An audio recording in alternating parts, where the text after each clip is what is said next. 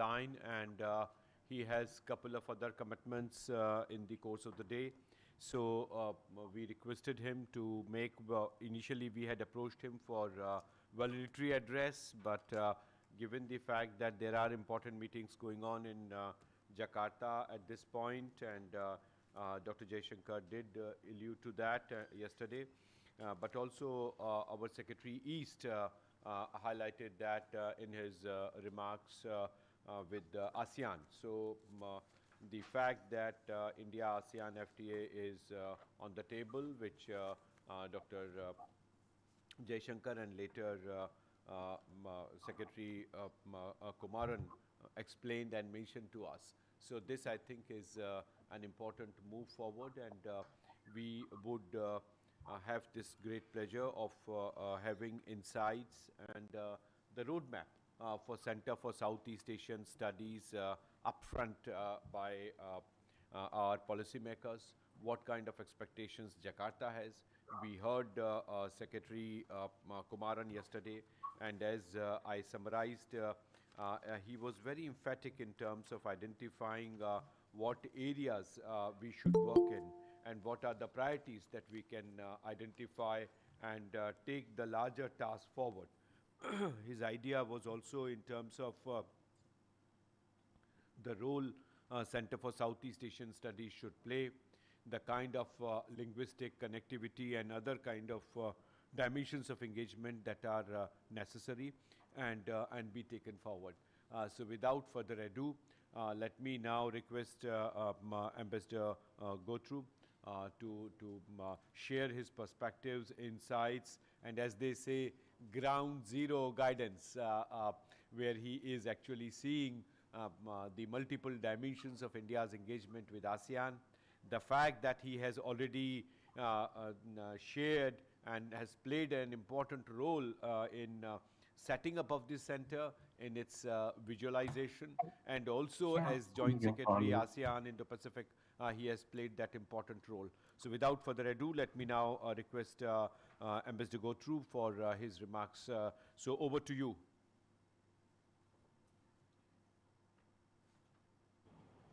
Thank you, Professor Chaturvedi, distinguished guests, excellencies, faculty members, students. Very good morning to all of you from Jakarta. I hope my voice is audible. Audible. Please go ahead. Yes, thank you, Professor.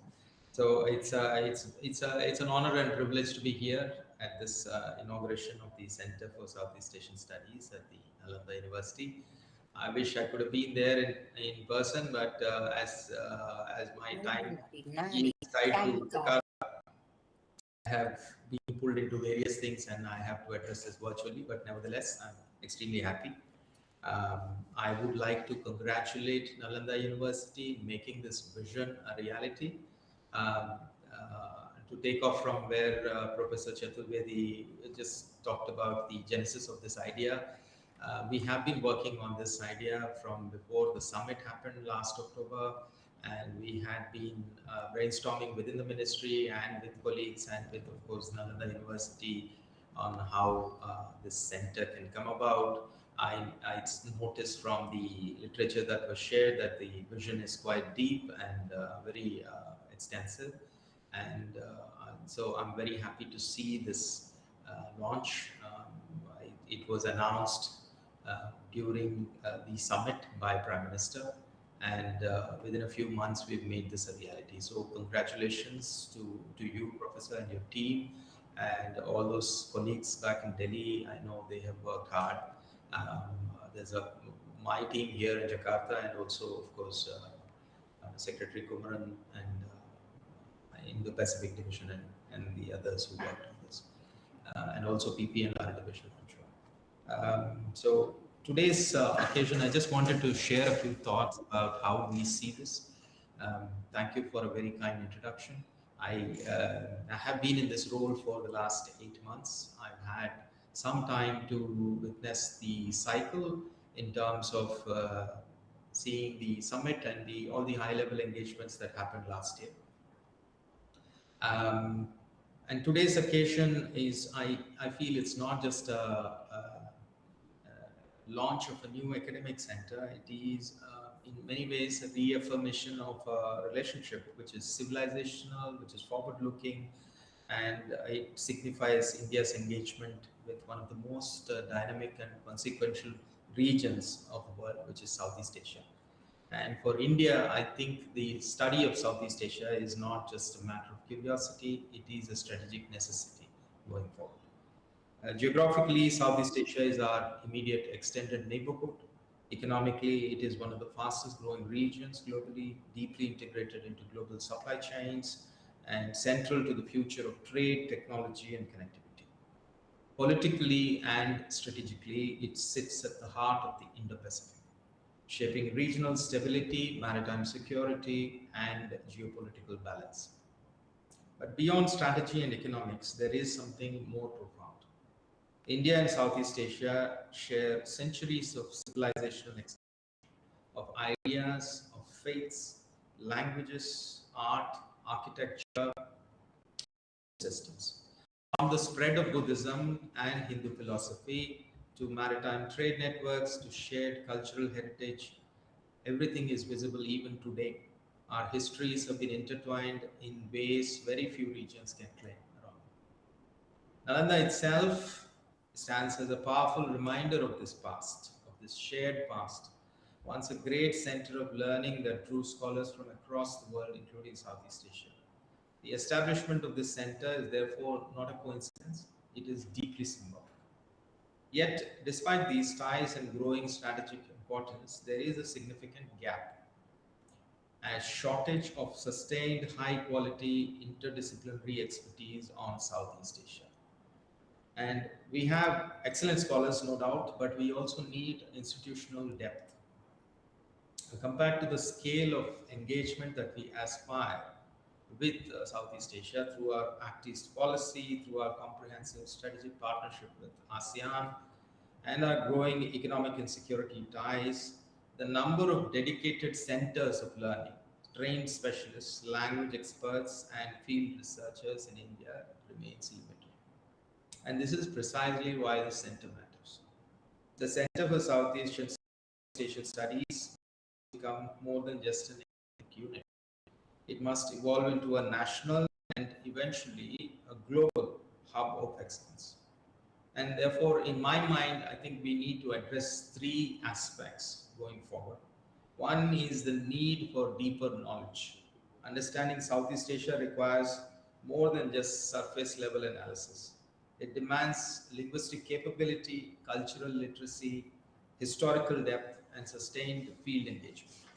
Each country in the region is distinct politically, socially, and economically, and simplistic generalizations will not suffice. This center must therefore nurture true specialists, scholars who understand Indonesia differently from Vietnam, Thailand differently from Philippines, and those who can interpret regional dynamics with nuance and precision. Secondly, there is a need to bridge academia and the policy. And this is a constant need that we feel, I think, every time in our think tank interactions. And too often, academic research remains disconnected from real world decision making. And this center should consciously try and avoid this trap.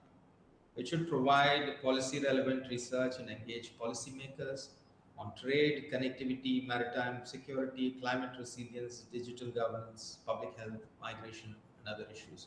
I know that you have an ambitious agenda for yourself. I've seen the concept note, and I think that covers a lot of these subjects. It should also serve as a trusted knowledge partner for governments, industry, and regional institutions. And in doing so, it can help shape India's engagement in Southeast Asia in a more informed, agile, and strategic manner. Thirdly, we need to have people-to-people and institutional connectivity. The future of Southeast Asia-India relations will not be driven by governments alone. It will be shaped by students, researchers, entrepreneurs, and communities. I'm happy to note that there are now over 100 students from various ASEAN countries pursuing master's programs in Nalanda universities, and I hope that these numbers will only grow in the future. And the center, therefore, must become a platform for academic exchange, hosting scholars and students from ASEAN countries, building joint research programs, and creating long-term academic networks.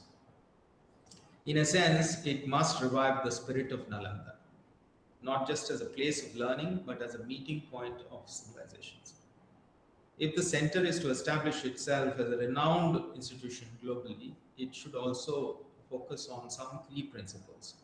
It should be interdisciplinary, bringing together various fields of studies such as history, economics, political science, environmental science, technology, cultural studies. It should be collaborative, work with universities, think tanks, and other institutions across ASEAN and beyond. And it must be outward looking, engaging not just in scholars, but also in dialogue, policy debates, and public discourse. This, of course, is an area where I and my team here in Jakarta are keen to collaborate very closely with you. And above all, I think the center needs to have an ambitious agenda, ambitious in its vision, in the quality of its research, and the scale of its partnerships. So in closing, let me say that at the time when the world is becoming more interconnected and yet more uncertain, the importance of mutual understanding and the increasing of it and the deepening of it cannot be overstated. So this center has the opportunity and the responsibility to shape and deepen that understanding. Once again, I'd like to congratulate Nalanda University and all the participants here and those who were involved in the inauguration of this center and making this vision a reality. I thank you. Thank you. Thanks a lot, Ambassador Gotru, for engaging with us and sharing your perspectives and the agenda that the center should evolve, your expectations in terms of making it interdisciplinary, outward-oriented, and collaborative, I think are the three points that we should remember, and we should take forward the roadmap that you have suggested for us. We would be extremely keen to have partnership with our mission and seek guidance from time to time. If you have few minutes, I would very much like to open the floor if any member of our community would like to ask any clarification or any perspective to be shared. Would you have few minutes now? Yes, certainly. Okay. Please go ahead. Very good. So let me give the floor to Professor Raju, and we also have Dr. Shankar Nambia here, who would also like to seek some clarification, share their perspective. So let me request Professor Raju to kickstart the discussion, and then we are also joined in by Professor Jha from JNU. So Professor Raju first. Good morning, sir. Thank you, sir. And I would like to know how India and the Southeast Asian countries could be able to play a significant role in terms of looking at rules-based order or freedom of navigation in the maritime domain. Sure. Thank you, Professor. I think this happens to be the 50th anniversary of the Treaty of Amity and Cooperation, as you know, and ASEAN itself is planning a big event around it. ASEAN at the founding stage itself wanted all the members of ASEAN and also the external partners to subscribe to this treaty. The Treaty of Amity and Cooperation actually prescribes a lot of the principles like respect for sovereignty, territorial integrity, not rules-based order, by extension, rules-based order when it comes to engagement, peaceful settlement of disputes. Many of the founding principles of the UN Charter itself are reflected in that treaty. And I think ASEAN, the founding fathers of ASEAN have been wise enough to create a platform where ASEAN, right at the heart of the, as I said, Indo-Pacific region, you have a group of 11 countries now who have a template for cooperation, for regional integration, a master plan for connectivity, and practically every aspect of interaction of these countries to build it into a larger community, not just an economic community, but as a socio-economic political community.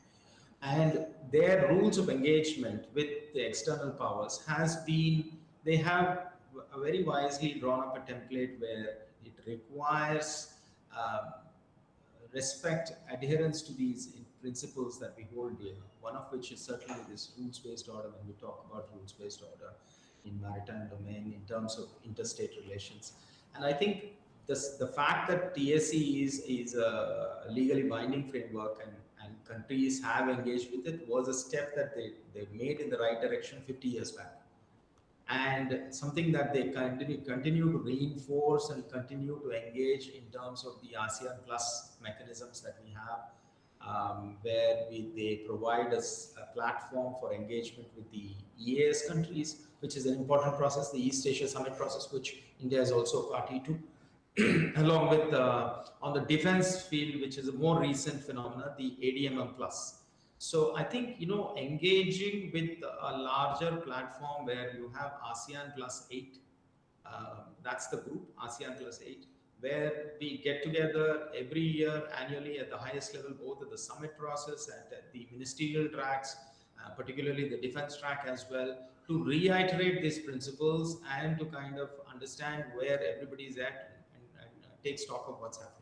I think that itself, the forum itself lends us a useful opportunity to reinforce our faith and adherence to these principles. I think the process itself is important, and the process where you meet regularly at these levels to talk about these issues.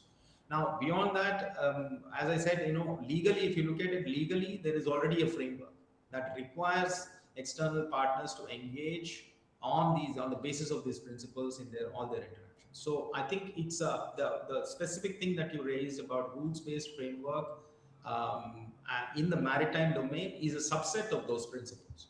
And therefore, the way I see it is that just because we've written it in law and we kind of tend to discuss it annually at these forums doesn't mean that it's a given. So you have to keep working at it, and you have to keep ensuring that the right moves and the right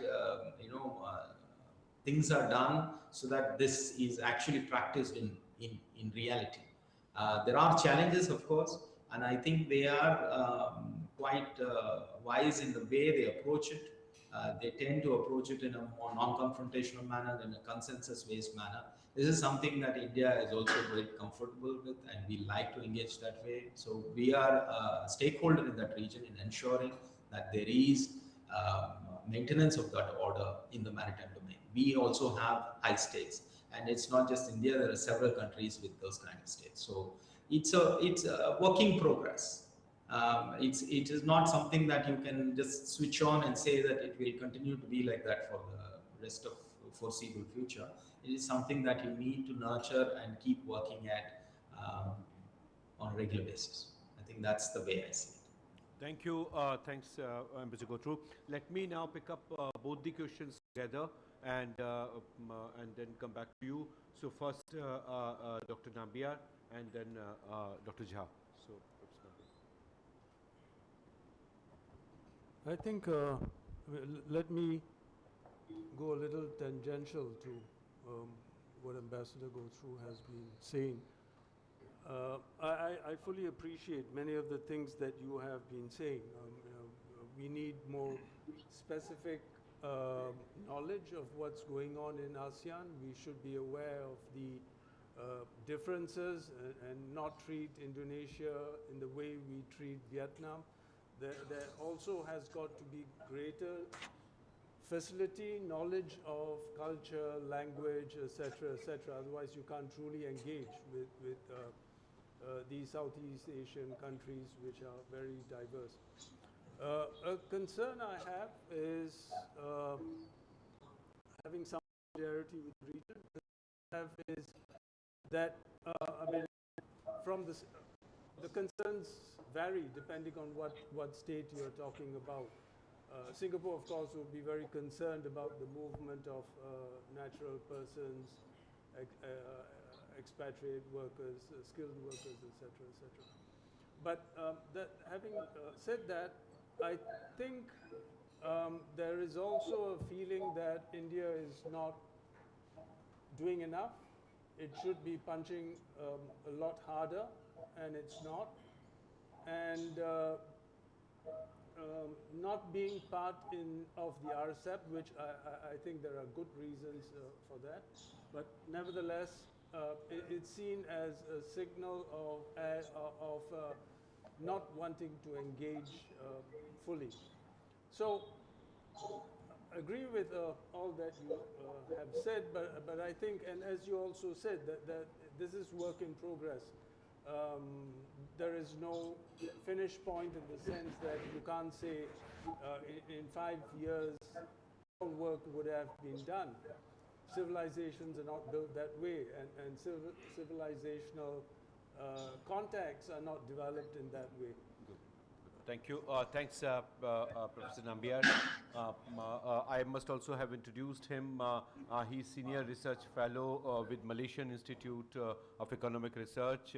On our request, on a very short notice, I am grateful to him that he has made it possible to join. Dr. Jha, just please be brief and sharp. Switch on your mic, please. Thank you, Your Excellency. It was very comprehensive talk.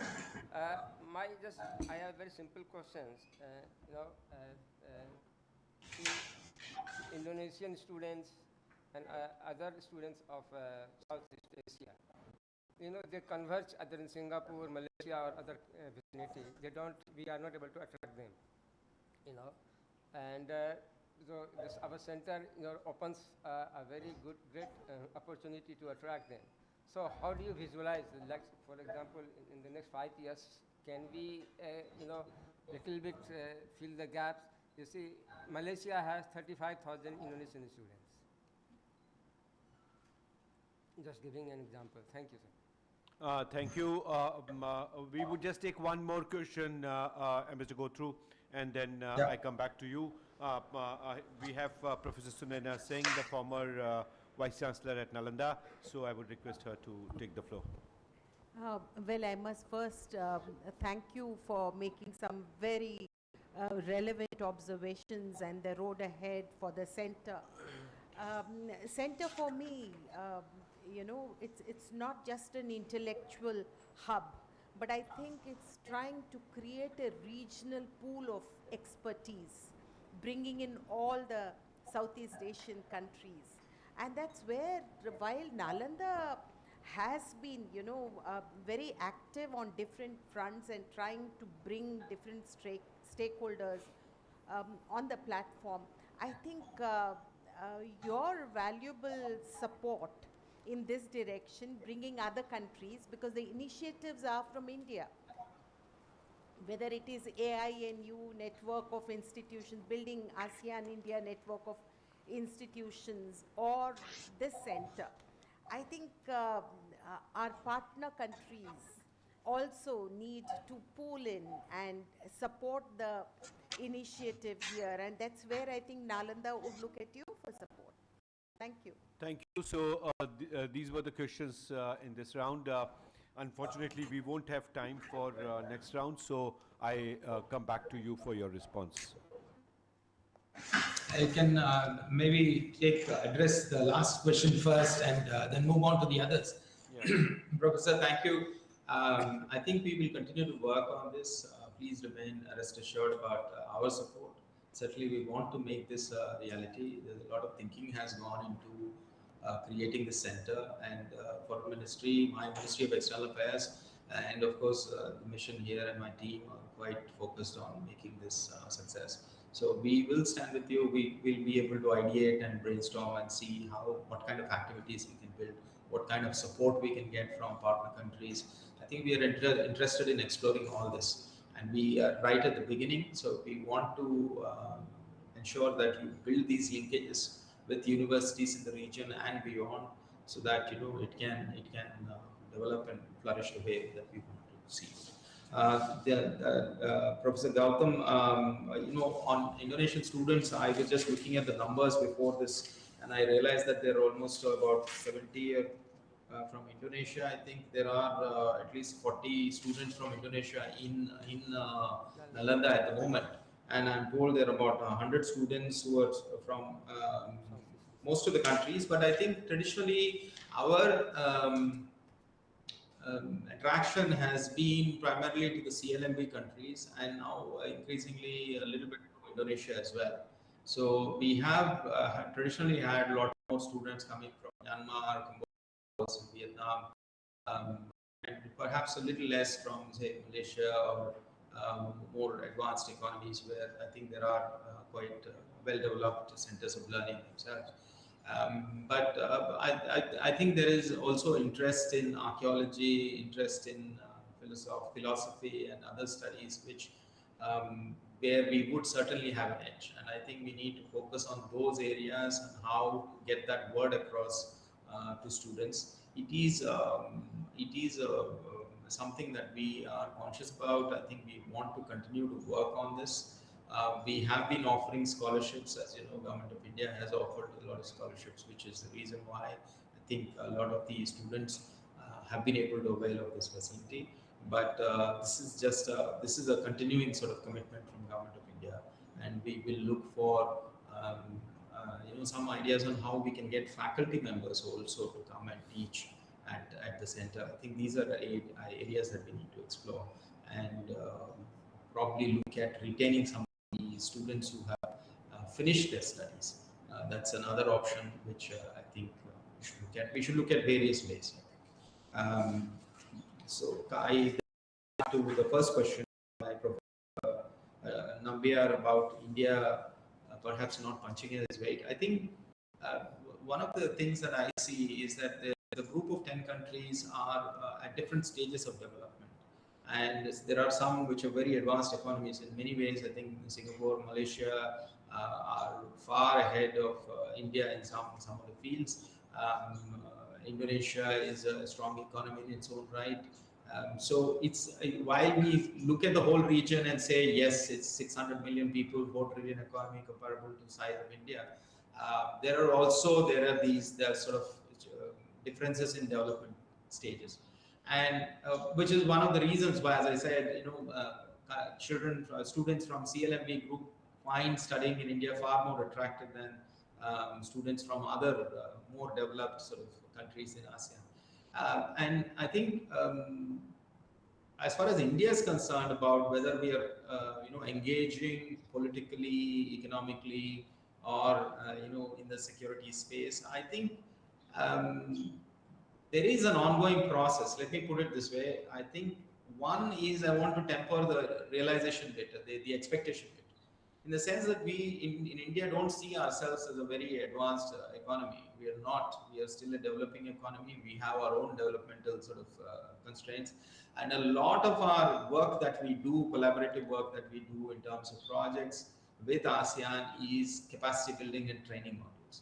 And that's primarily our focus in terms of our development partnership with ASEAN. We do these small development projects. We have done some lines of credit and things like that. But I think primarily right now the main focus is capacity building and technical expertise. And I think on that scale, we have spent last year, I think we spent close to about $3 million. And previously, the year before, I think about $4 million. So about $3 to $4 million of annual expenditure on project-related stuff is, when you look at what India is doing elsewhere, I think this is one of the big ones. So your expectation on what we can do more, I think that we are going, the state development that we are in, I think it would not be suitable to compare us with a very advanced economy like, say, Japan or Korea or somebody. For India's size and the stage we are in, I think we are doing quite a bit. On the political and the security space, I think there's a lot of congruence of views in terms of the security environment, in terms of how we see Indo-Pacific, the ASEAN outlook on Indo-Pacific, the Indo-Pacific Oceans Initiative have a good sort of overlap which we want to develop and which we want to work with. So in terms of geopolitical outlook, in terms of political relationships, I think we are very strong. In terms of defense relationships, I think these are emerging, they're getting stronger. On the economic space, I would say that stepping out of RCEP was perhaps one of the things that needs to be recovered, and I think we are hopeful that we can do an upgrade of the current existing trade in goods agreement. The discussions are on, and we are hopeful that we will be able to do some, show some outcome later this year.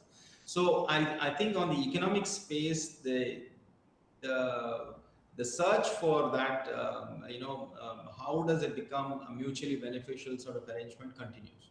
Because right now we're trading almost about $120 million a year.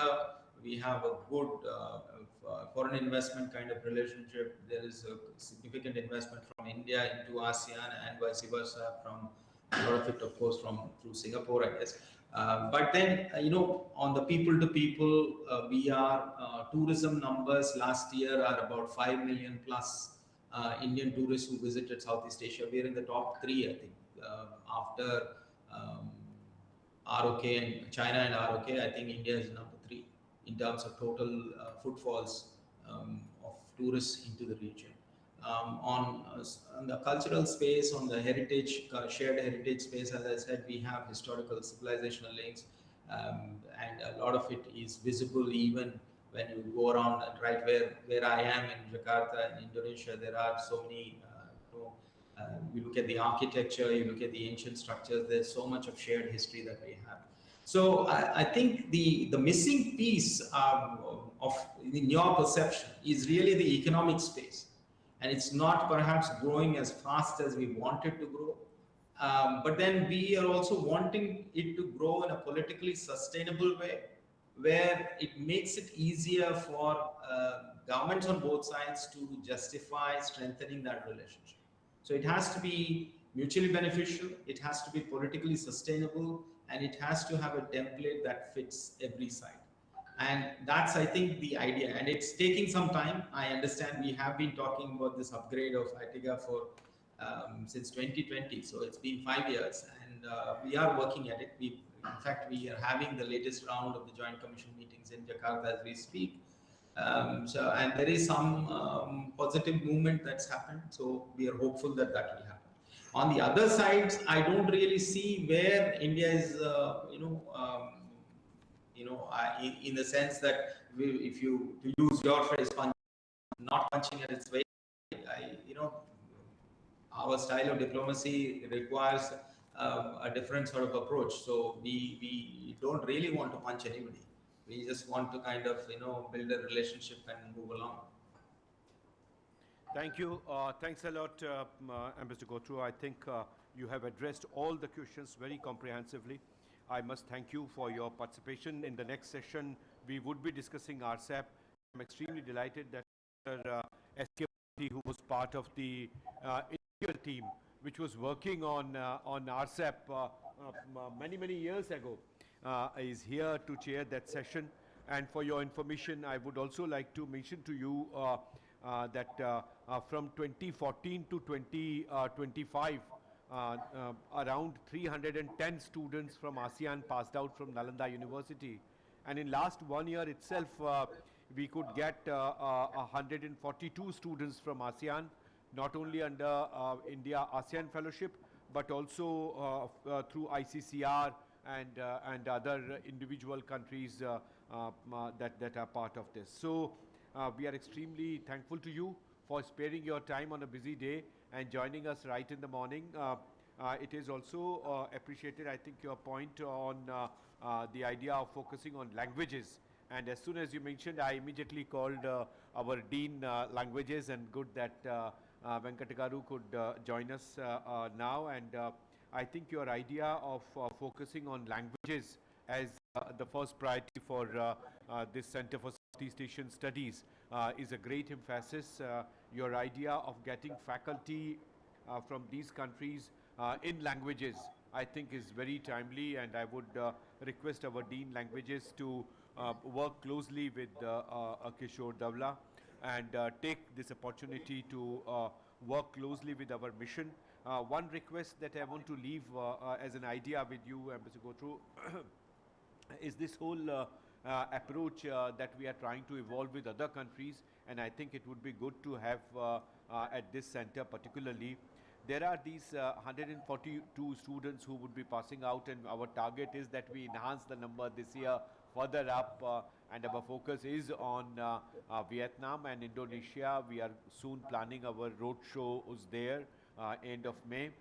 What we are thinking, Mr. Gotru, is to request government to give them 1 year additional visa after they finish their masters here, so that we can engage them with this center and make them work on research projects at the center, so that students from those countries are sufficiently oriented in practical applications of their knowledge that they acquire during years.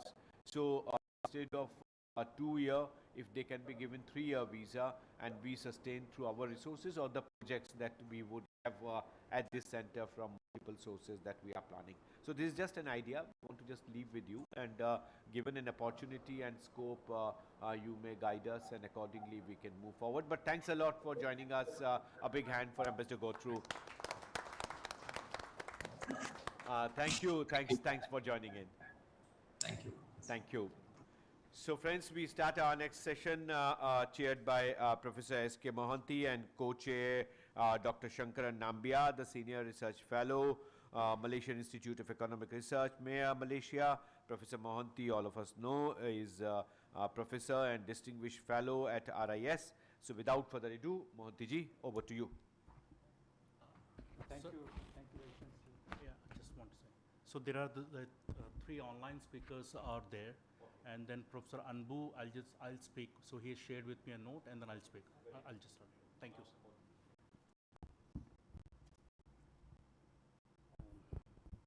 So good morning, everybody. Honorable Vice Chancellor, executive members, invited guests, teachers and students.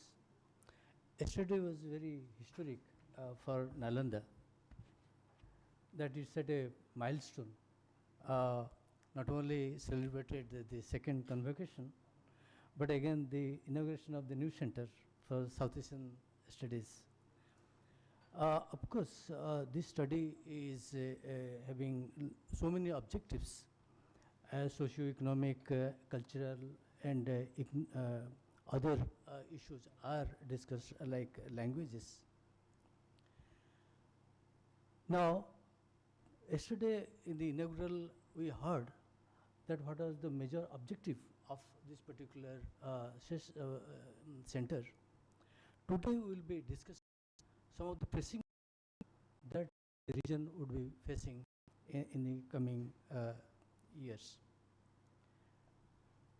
In the special address of Ambassador Gotru, he mentioned about several things that there is a need for bridging the gap between the academicians and policymakers in terms of bridging the knowledge gap between both the regions.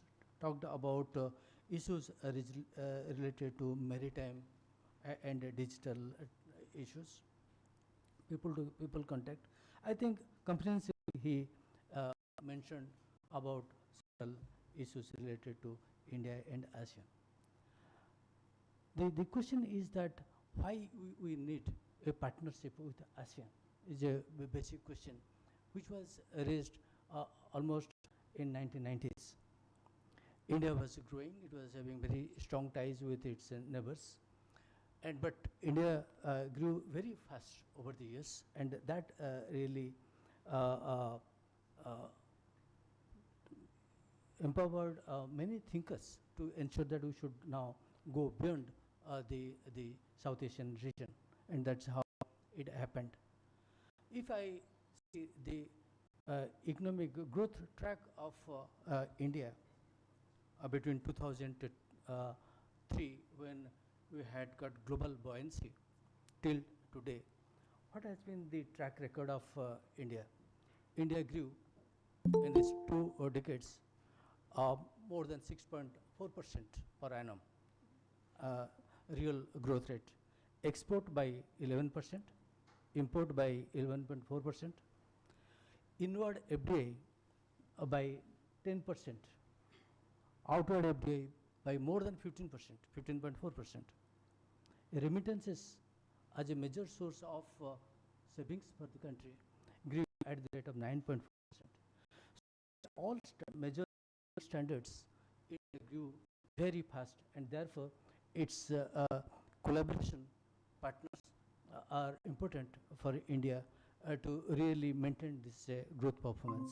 So ASEAN, a very credible region for us, and India in its long journey really emphasized on trade as a driver of growth.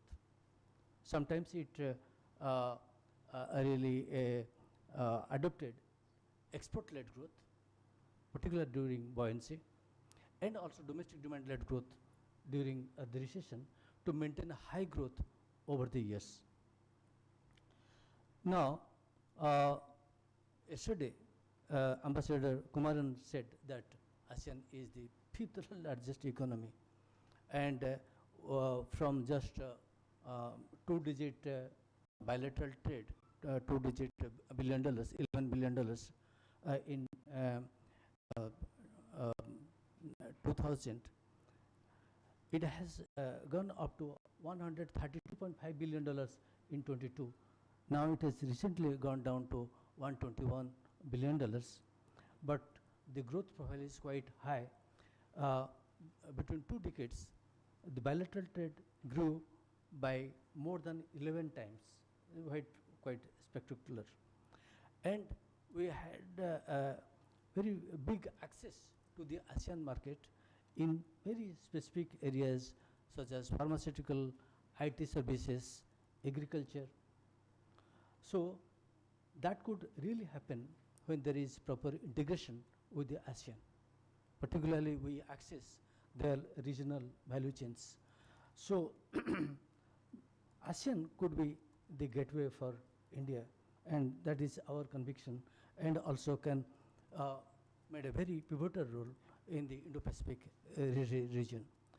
Prime Minister in 2018 in his Shangri-La dialogue mentioned that what is our ideas about Indo-Pacific, very clearly outlined the whole program, and in that ASEAN is the center. So with ASEAN we wanted very closely on certain issues such as trade diversion, which can really consolidate in Asia, which is growing fast over the years. Connectivity, trilateral connectivity, Kaladan multimodal transport. So there are many ways we should really dependent on the ASEAN. Now, how we really linked with ASEAN? In 1992, we started sectoral dialogue partner, 95 full dialogue partner, 2002 strategic partner, and 2022 comprehensive strategic partner. So this meteoric growth of India-ASEAN relationship clearly indicates that how you are linked to ASEAN. I think this is only one regional grouping where you have maximum number of FTAs. You have got FTAs with ASEAN. Besides, we have got FTAs with Singapore, with Malaysia, and also early harvest scheme with Thailand. So it is quite important for India. And if you just glance through India's really performance, what Ambassador Guthrie said, that it has slowed down. Yes, it has slowed down. Between 2002, when you were summit level partner, and when you reached 2012 as strategic partner, the trade increased by 7 times. So in just 10 years. Between 2010 to 22, when we graduated from strategic partner to comprehensive strategic partner, our trade grew less than less than doubled during the. So in recent years, bilateral trade declined substantially, and therefore it is a major concern for us how to really go about it. If we look at the post-COVID time, the trade average export of India was around $41 billion per annum. Import is around $66 billion per annum, and therefore huge trade deficit. Out of these 11 countries, ASEAN countries, with the 2 we have got a trade surplus, Philippines and Singapore. And the maximum with Singapore around $8 to $9 billion per annum.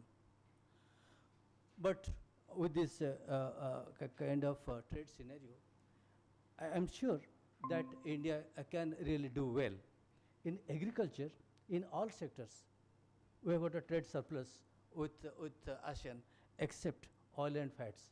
But oil and fats deficit is so large that it overcompensates all your trade surplus in other sectors. We have got a huge intra-industry trade in many sectors. That means export and import from them simultaneously. And that really opens new windows for negotiation in the coming years. Only a few sectors where it is one-sided, like oil and fats, where we are extremely dependent on them. So there are issues, and those issues can be resolved through proper analytical attempt by both the countries. In this context, I really emphasize that this center, newly created center, can bridge the asymmetry, the information gap. It would bring a new narrative about our relationship with ASEAN, and research support would enable the policymakers to really go deep into negotiations. So the critical role of the center was extremely important, and it was highlighted yesterday by Honorable Vice Chancellor. So I'll stop here. I got a very eminent panelist and my co-chair, which is very eminent, Dr. Shankar Nambiar, and was a professor of Malaysian Institute of Economic Research. So I will not read out the profile of speakers, but in the brochure there are 4 issues mentioned, which I will read out, which may be reflected while speakers would present their positions. The one issue is about translating the ASEAN-India Comprehensive Strategic Partnership 2026-30 into tangible trade investment and supply chain outcomes. The second issue is about leveraging digital trade, fintech, and cross-border entrepreneurship for inclusive growth across the India-ASEAN corridors. Navigating Indo-Pacific geopolitics while strengthening maritime cooperation, energy security, and strategic autonomy. Building policy frameworks that align climate resilience, green transitions, and circular economy models, and regional economic integration. The last point is about bridging academic research and real-world policy to inform trade negotiations and development cooperation through institutions like the Center for Southeast Asian Studies.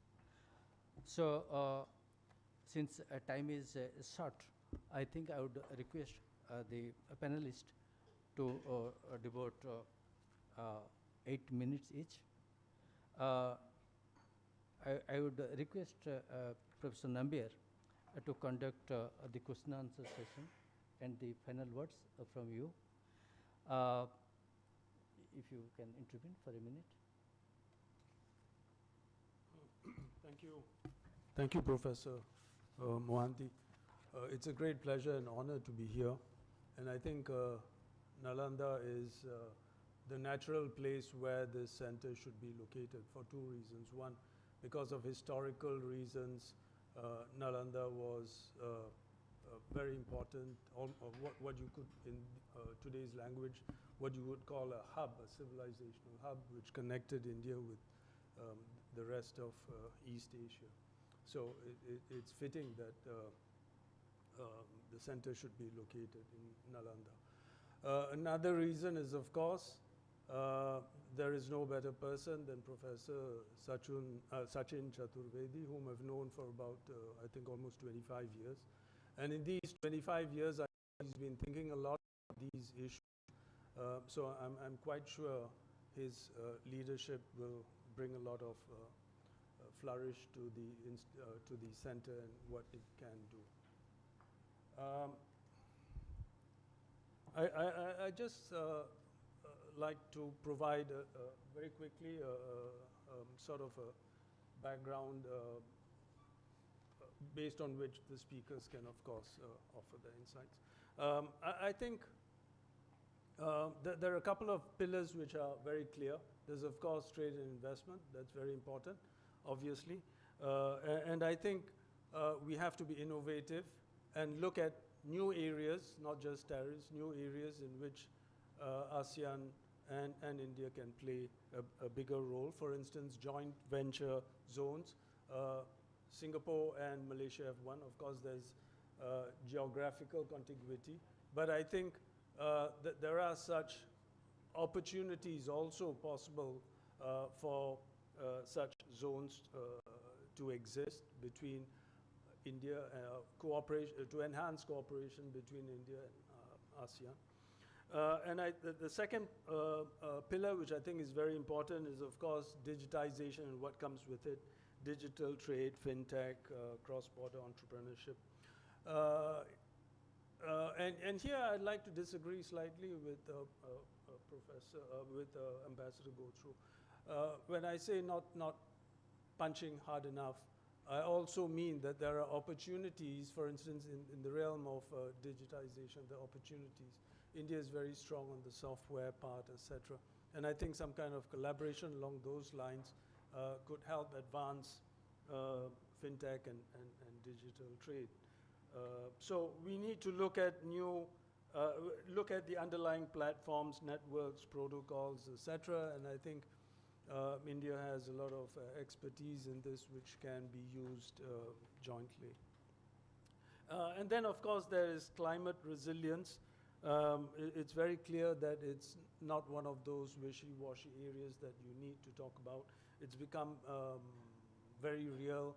And these targets, etc., green targets, etc., will need to be reflected in trade and financing arrangements, etc. So I think there will need to be closer cooperation between India and ASEAN on these matters.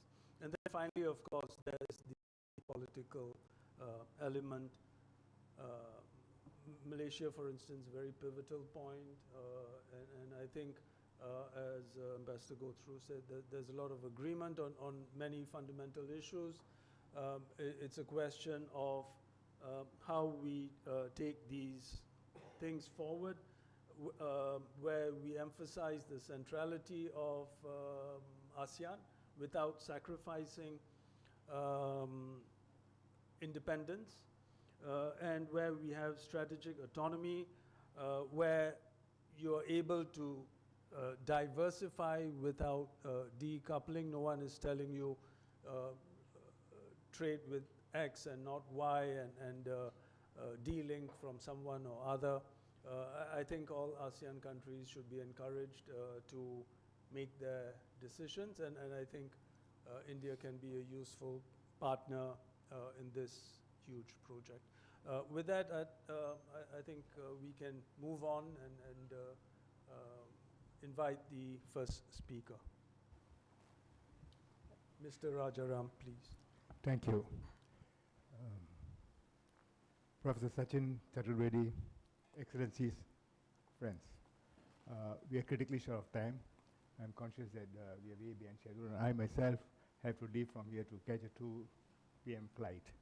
So I have a prepared speech, but much about what I've prepared has been covered by many other speakers, so I'll save and go on 4 or 5 points and my observation. I do not represent a country or institution. I'm here in my own personal self, but I have a long period of association with the concept. I used to chair the first ASEAN India Business Council under the ASEAN Chamber of Commerce and Industry when it first started. I used to chair the Singapore Indian Chamber of Commerce. I was involved in the Singapore team negotiating the SICA with India. So I know a bit about ASEAN and India relationship, and I thought that this was a brilliant concept starting center. The let me start by saying that I'm really honored to be here because it's a very historical site. It was start of intellectual hub, the word has been used before. And the opening of the ASEAN Center here in Nalanda University is not merely an institutional milestone, it is a geopolitical bridge been rebuilt after 8 centuries. I'm not going to go through the history, many people have covered, but I would like to just to say the Singapore connection. Singapore is involved very early. Together with Professor Abdul Kalam, there's also one of our former foreign ministers, George Yeo, a visionary, was involved and who advocated strongly the concept of Nalanda University to be revived. He played a role in the initial part and then he retired from politics. He was a clear proponent of restoring this ancient seat of learning as a modern center for international education. He recognized Nalanda not as a relic of the past, but as a foundation of an ASEAN future, of an Asian future. What he advocated early, and which is now globally recognized, is that Asia cannot lead the future using borrowed intellectual framework. It must rediscover its own, and Nalanda University is a classic example of that being crystallized. Around this time when the discussion started, India also signed the Comprehensive Economic Cooperation Agreement, which is a template, because prior to that, most of the countries signed only FTAs. The Comprehensive Economic Cooperation Agreement is a template class. It has provisions for exchange of people. I know Ambia spoke about Singapore having issues with people movement because we're a small country, we have to cope with. That is both a social, cultural, and a political problem. The opposition standard template is jobs are taken away by foreigners, and this is prevalent everywhere. So we have to do a balancing act. But I'm happy to say that since the signing of SECA, Indian companies, I think we have 16,000 or 18,000 now who have set up operational headquarters there to assist in their treasury functions and its connectivity. And forgive me for speaking of Singapore because that's the only thing that I know well enough. And ASEAN is not an economic bloc. It's an association, we work by consensus, but it has grown, it's evolved over the years. My other involvement is with the Institute of Southeast Asian Studies, where I served for 17 years on the board, retiring as chairman, deputy chairman of the Institute's board of directors, board of trustees in December 2024. I've seen ISIS, as we used to call it, and then we renamed it Yusof Ishaq Institute of Southeast Asian Studies. ISIS name was closely associated with the terrorist name, so we had a bit of problem, identity problem. So Yusof Ishaq ISIS evolved over the years. So I congratulate the people involved in setting up this center. We have, when I was in ASEAN Chamber of Commerce, I had an issue that there was no corresponding institute that we can discuss with. ISIS is there. In Singapore, we have called ISAS, Institute of South Asian Studies, which will probably be an automatic partner for to consider for Nalanda.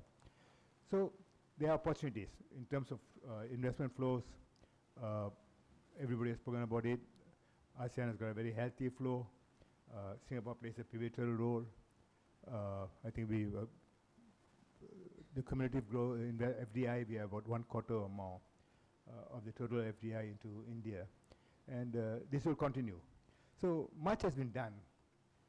More can be done.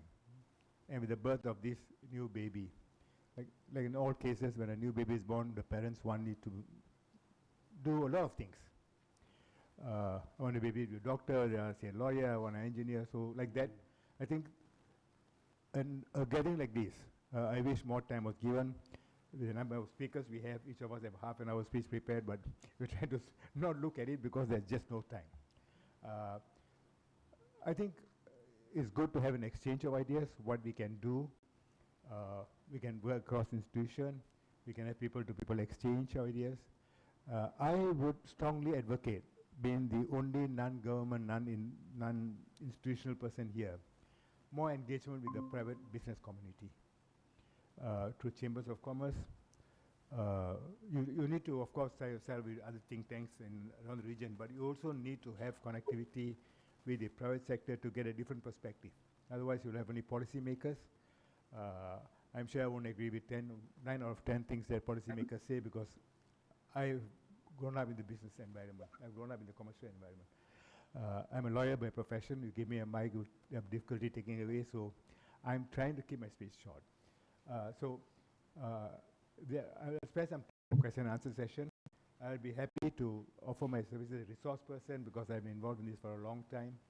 I will soon be looking at retiring from my full-time job. I'm 74 this year. At 75, I think I want to do something else. So to be available for resources to the institute, I think it's a great institute. It's a great start. And ASEAN has got a fantastic economic, but we have got Indo-China that's really growing. Indonesia, the demography of Indonesia is unbelievable. Malaysia is bouncing back very strongly. So it's an area of growth. I think engaging with the private sector will help. With that, I'm open for questions. I'm not going through my prepared text, and thank you very much for being here again. I'm going to ask the leave of everybody and Professor Chin to be released after the question and answer session so they can rush to the airport. Thank you very much. So thank you, Dr. Rajaram. You have touched upon many important issues. You have outlined the history of Nalanda, how it evolved over the years, and also the concern of Singapore. And also you have depicted that how really Singapore helped in terms of opening of its FDI to India.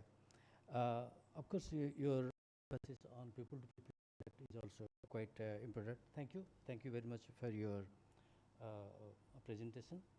Now I would like to invite Dr. Jok Oh. He is Executive Director, Center for Economic and Social Development, Myanmar.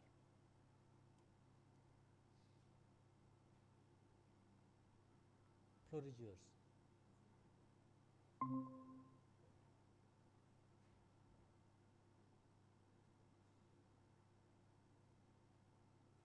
Hello, sir. Can you hear me? Yes, yes, we can. Okay. Thank you. Morning. It is my profound honor to participate at this very important conference at the Nalanda University. I learned about this beautiful place since our early childhood and always fascinated by the power of this university. It's been a home to scholars from across the Asia and to pursue knowledge and that transcend borders. So I'm quite feel very privileged to link up with this university, and I look forward to collaborating with you. And I also congratulate you for establishing this the South Center for Southeast Asian Studies. I come here before you. As a native from Myanmar, and then also part of a very close neighbor to India, and but we are least developed country, and then so I don't have a grand theory about how we can actually deepen the India-ASEAN partnership, but I like to share you with a very brief story about the pulses that we are exporting a lot to India. And this is the crop that Myanmar used to grow since 100 years ago.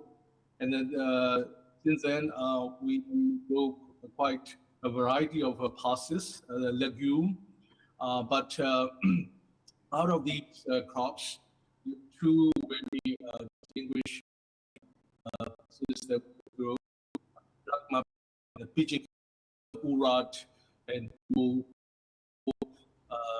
you call it in India. And then these are the two pulses that we grew not for our own consumption. This we grew mostly for Indian consumption. So I think this is a kind of a special relationship we had with India since British India time when we were part of the British India. So we've been helping India with the food security supply, and then so we have a beautiful story where our farmers are growing pulses not for their food but for the food of the Indian people. I think this is something that we can build upon this foundation, and then I wanted to put forward a kind of a research idea where we may be able to further.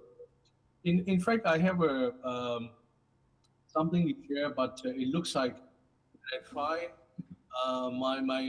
my link became very unstable. So I would rather go without sharing my presentation. I hope it is okay. Well, the in my next you know slide in my presentation, I actually wanted to discuss something about the ASEAN-India Comprehensive Strategic Partnership, which we knew that it has been renewed for another 5 years. And then in that strategic context, I would like to put with the agriculture, especially the India-Myanmar pulses trade, and then whether it can, upgrade the agriculture trade from mere just a bilateral trade into somewhat what we call the food corridor. The food corridor where India can bridge with the Southeast Asia through Myanmar. The Myanmar is the only Southeast Asia country that borders with India, and then you can certainly use a trade corridor. And then in that regard, I would like to put forward as a food corridor as a way to bridge between India and then Southeast Asia. And if I may, I also wanted to bring your attention to the case of Myanmar, where we have been growing agriculture crops, mainly for Indian consumption, and then that agriculture itself plays a very important role in Myanmar economy because it's still 24% of the GDP coming from agriculture, whereas the 70% of the population who lives in the rural areas also depend very much on the agriculture as an income.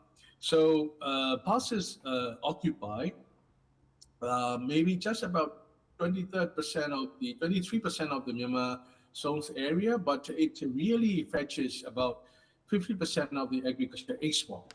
And then mainly by exporting two crops like a black mape and then the pigeon pea, urat and then the tofu to India.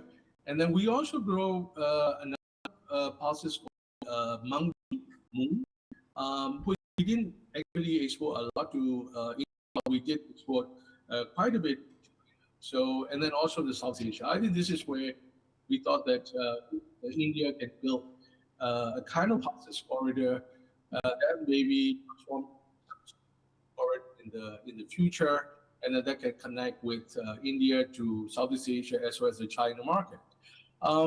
So when it comes to the trade relationship between India and Myanmar, whereas Myanmar is exporting nearly 80% of its production export, mainly to India, and then India is also buying 9% of its mape, black mape or ura from Myanmar. So this is where you see a very strategic relationship where we become a monopoly exporter, whereas the India is also a monopolistic buyer. So I think we have some sort of issues when India set the quota for these pulses, and we have a huge negative consequences in Myanmar affecting the farmers. So I think this is where we are trying to adjust with the government of India from the 2017 to 2020, but it was not very successful because India is still a very large buyer, and then you exercise a very powerful leverage on us. And then thanks to the COVID pandemic, when India suffered quite a bit on the uncertainty and then all the supply chain disruptions, because you remove the quota, and this is where we started to trade it. So I think this is where we can learn from this lesson and try to build the more long-term, resilient food supply chains, where since Myanmar and India are neighbors, Myanmar can also link up with Southeast Asia. Maybe this is where you can just upgrade, not just from supply chain, as a kind of corridor where bilateral trade, transfer trade can also happen. So I think this is where lesson that we have learned is that bilateral trade relationship is a bilateral monopoly and overdependence. It doesn't really guarantee any sustainable trade relationship, and it offers only a kind of a catastrophic fragility when one party exercises monopoly power of the trade. And I think this is where we are also learning a lot from the global situations where the trade is being dictated by the powerful countries. So maybe learning all these lessons from the current global crisis, as well as our own experience between India and Myanmar bilateral trade relationship. Maybe perhaps we should try to extend time horizon, and then we try to make a long term, and then we try to build more resilient corridor architecture where India can link with another major regional market like ASEAN through Myanmar. So I think this is where I thought that perhaps what India can also help build not just the physical corridor, but also some of the software aspects like research and development, and also the digital and fintech, which India was so good in applying to the agriculture sector, can also bring that expertise to our food corridor concept. So I think this is where I would also like to add one more provocative proposition for India, because Myanmar, as you may know, we are also suffering from a long, protracted civil war, which is causing a lot of non-traditional security threats to our neighbors, and then maybe perhaps helping our agriculture may be able to also fix some of the domestic conflicts that we are suffering. So maybe in that sense, let me come to the conclusion where I would like to bring some proposal to the Nalanda universities to bridge between the research to the policy actions, and then maybe perhaps agriculture, trade, food corridor, and then agriculture for peace concepts can be further undertaking research to inform the policy makers. So I will stop here, and thank you very much for your attention. Thank you. Thank you very much, Dr. O. You have highlighted many issues related to, you have gone back to the history and the role of Myanmar's farmers in terms of maintaining food security, talked about trade corridors. I think Myanmar is the point where you can really link with the rest of the Southeast Asian countries. You talked about value chain, you talked about sustainable trade. I think very important issues you have touched upon. I think we can take it these issues again during the question answer session. Thank you. Thank you, sir. So now we would like to take a 2 minutes break. We would just like to felicitate Mr. Rajaram, who would be now leaving for his flight, and we just want to greet him with the Nalanda staff.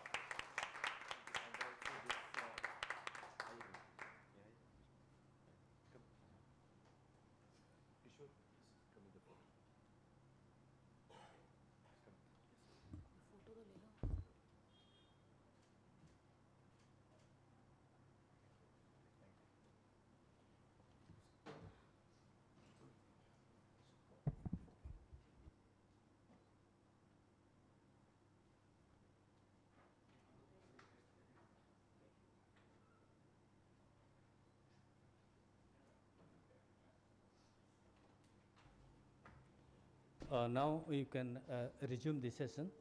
I would like to invite Dr. Venkatachalam Anbu Moji. He is a senior research fellow for Innovation Economic Research Institution for ASEAN and East Asia, the area institute located in Indonesia. Floor is yours. Yeah, so thank you, Dr. Anbu is actually traveling, and so he has the poor network connection. So he shared with me the note, which I'll share. I'll read. Excellencies, Vice Chancellor, Professor Sachin Chaturvedi, Ambassador Srinivas Gothru, panel chairs, Professor Mohanty, Professor Shankar Nambiar, distinguished fellows, panelists, and the scholars of tomorrow. Namaskar and Savadi from Bangkok. Today, while I position myself in the soils of Thailand, you stand on the historical gravity of India, the Nalanda, which once served as the intellectual heartbeat of Asia. Centuries ago, Nalanda was not just a university, it was the world's first hub of connectivity, where the ideas from the Southeast Asia's Mekong and the India's Ganges merged to redefine human understanding of connectivity for co-prosperity. Today, as we witness the inauguration of Center for Southeast Asian Studies, we are not just looking back the history, we are tasking ourselves with architecturing a future that is integrated, resilient, and enlightened as the ancient Nalanda once was. We meet at the time of the profound global flux. In 2026, we see the echoes of Trump 2.0 trade policies and fragmented global order. This makes the ASEAN-India Comprehensive Strategic Partnership more than just a diplomatic agreement, it is our regional stabilizer. India's East policy and ASEAN outlook on Indo-Pacific have found their synergy. We are no longer passive observers of the US-China trade war. We are the drivers of centrality that values the rules-based order, maritime safety and strategic autonomy. Our economic ties have crossed over 130 billion mark, but the potential is far greater. As we review the ASEAN-India Trade Goods Agreement, our focus must shift from early lowering tariffs to harmonizing standards for the digital age. Supply chain diversification, the China plus one strategy is reality. India and ASEAN are the new global manufacturing anchors. However, to stay competitive, we must look at digital twins for our smart cities and integrated digital payment systems that allow street vendor in Jaipur to trade seamlessly with a merchant in Bangkok, Jakarta, Manila, etc. As the US, Israel, and Iran conflict is prolonged, energy security is no longer a national silo. It is a regional imperative. As we witness global energy market volatility, the ASEAN-India partnership must accelerate the integration of our power grids by linking India's One Sun, One World, One Grid initiative with the ASEAN power grid. We can transform the Indo-Pacific into the powerhouse of the renewable exchange. This is not just about moving electrons, it is about creating a buffer against the external shocks and ensuring that a solar farm in Rajasthan can technically and economically support the industrial hubs of Vietnam and Thailand. Climate change is a greater equalizer from the peatlands of Southeast Asia to the monsoons of Bihar. Our vulnerabilities are shared. Therefore, our cooperation must be green by design. We must transition from a linear make waste model to circular economy. This means regional framework for waste management, carbon pricing, and forest carbon inventories. We have designed 2026 as the ASEAN-India Year of Maritime Cooperation. Let this be year we pioneer the blue economy, protecting our oceans while powering our growth. The Center for Southeast Asian Studies must lead the research into not only the contemporary trade issues, but also the challenges like common challenges like carbon border adjustment mechanisms, our industries navigate global green standards without losing their competitive edge. Nalanda's motto, Anobhadra Kratva Yatu Vishwa. The let noble thoughts come from all directions. In the 21st century, those noble thoughts must be translated into policy, technology, and trade. I'm sure those would become priority areas of Center for Southeast Asian Studies in developing new knowledge and transforming across the region. May the center be for where the next generation of ASEAN India leaders build a region that is not only the economically prosperous but ecologically restorative, and let's navigate our future together. Thank you. So thank you very much. I think in absentia, you have read out his message. I think very interesting points he has made. Very well reflected on the fragmented world economic order and how the relevance of India and ASEAN countries. He also mentioned about the Act East policies and also the ASEAN trade review, which is now under consideration, would really open up new markets for both India and ASEAN in each other's market. Talked about industrial hubs in Thailand and other countries. Talked about circular economy. There are so many issues I think he has mentioned. I think these issues are maybe very important while we will be discussing about the work agenda of the center. So thank you very much. Now I would like to invite Dr. Thera Nutsupiam, a Senior Fellow, East Asian Studies Program, Chulalongkorn University, Thailand. Floor is yours. Good morning, Mr. Chairman, distinguished participants.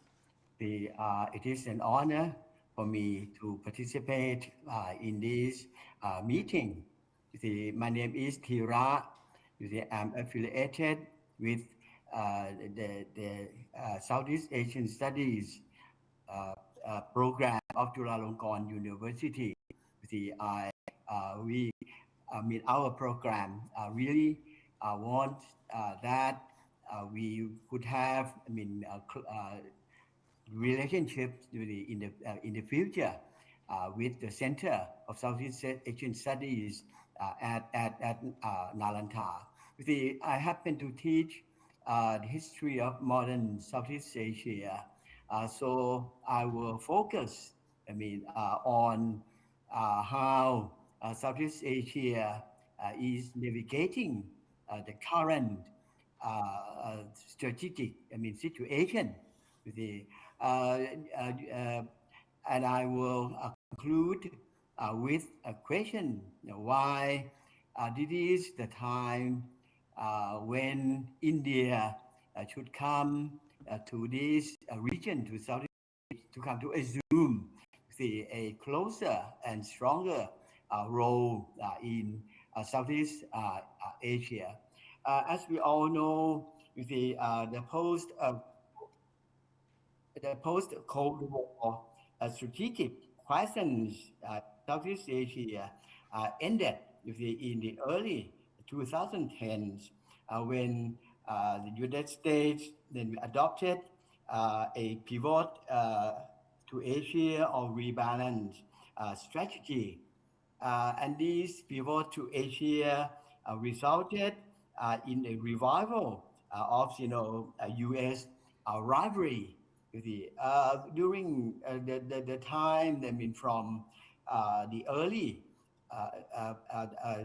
2010s, the countries, perhaps all of them have resorted to what we call hedging. We have resorted to a hedging strategy by not taking sides. This is what we have done during the past years. I will argue that this hedging strategy, things are changing very rapidly. And this, hedging strategy is becoming increasingly untenable now. In the current situation, in adopting this strategy, Southeast Asian countries, hope to benefit economically from close relations with China, but at the same time, they still expect U.S. presence as a counterbalance to Chinese influence. The idea is that it is possible to compartmentalize sectors. That means that the economic and security domain could be separated. But now, with the U.S. High tariffs, the U.S. have imposed high tariffs, not only on China, but also on Southeast Asia as well. So the administration, the Trump administration, has adopted, transactionalism, and has now a willingness, to condition U.S. security guarantees on trade and negotiations. So the idea that Southeast Asian countries are able to depend on U.S. security guarantees is becoming increasingly untenable. So I think this applies to the U.S. Global role, the traditional role of the U.S. Global guarantor, could not be maintained. The idea, the idea of the U.S. assuming a global a role of global guarantor is becoming increasingly unpopular in the United States, and the world at large. So Southeast Asia in particular, can no longer, expect, to depend on the U.S. presence, as a counterbalance, to Chinese influence. The question arises: does this signify that Southeast Asian countries will increasingly have to choose rather than stick to not taking sides under the hedging strategy? Some have suggested that the Southeast Asian countries, are already drifting, closer to China. But to me, the idea is not to choose, particularly to choose one or the other, China or the U.S. I think the situation has become one in which, we should diversify. We should diversify our relationships. Perhaps we are already doing that. But I think now we need to be more serious about diversifying our relationships. And in this situation, as I said, India, should assume, a closer and stronger role in this region.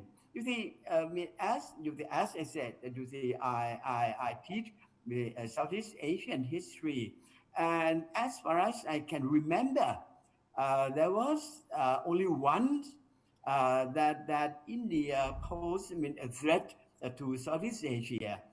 That's the invasion of the Southern Jola, kingdom you see, on Srivijaya, you see, on Srivijaya, you see, Srivijaya in Sumatra, you see, Sumatra in Indonesia today. That the one occasion, you see, of Indian threat to Southeast Asia. And needless to say, you see, India and Southeast Asia, I mean, have maintained, you see, cultural relationships. I mean, since the ancient time, we have been much influenced, you see, by Indian culture. You see, Thailand in particular, we Thailand is an Hindu Buddhist, you see, and Hindu Buddhist, I mean, kingdom. We have adopted, I mean, both Hinduism, you see, and Buddhism. And these, I mean, two faiths, I mean, even today exist side by side. So, given these, I mean, long and close, I mean, relationships, I think we should, I mean, deepen our relationship. I mean, in other domains, in the economic, in political. Of course, we have strong cultural ties. I mean, already, and in my view, in this situation, you see, Southeast Asia, you see. It is not, I mean, a situation when Southeast Asia have to choose particularly one or the other, China or the US. You see, we should diversify our country. We should diversify our relationships, and of course, I mean, India. You see, our long-standing partner. You see, should assume closer role. You see, so I'm very glad that, I mean, Nalanda University. Oh, I have heard this name, yeah, in my study of the history of Buddhism already. So I'm really glad that, I mean, Nalanda University is setting up, you see, a center for Southeast Asian studies. So as I said, I really hope, you see, that, I mean, the Southeast Asian Studies program of Chulalongkorn University and Southeast Asian Studies Center at Nalanda could assume, I mean, close relations, close exchanges, and all that. You see, in the near future. You see, that's all I would like to share. I mean, with all of you today. You see, thank you very much, I mean, for the invitation. Thank you very much. You have raised so many contemporary issues. You said that how the global economy is changing very fast, and naturally you have to develop strategies to encounter such issues.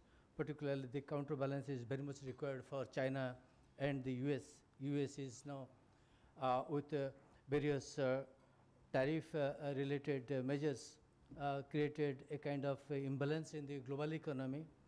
You have also mentioned about the diverse relationship between India and ASEAN. You also somewhat highlighted about the historical linkages between India and the Southeast Asian countries referred to Sumatra. So thank you very much for highlighting some of these important issues. Now I would like to invite, last but not the least, Dr. Satish Chandra Misra, Executive Director, Arthashastra Institute, Bali, Indonesia. Floor is yours.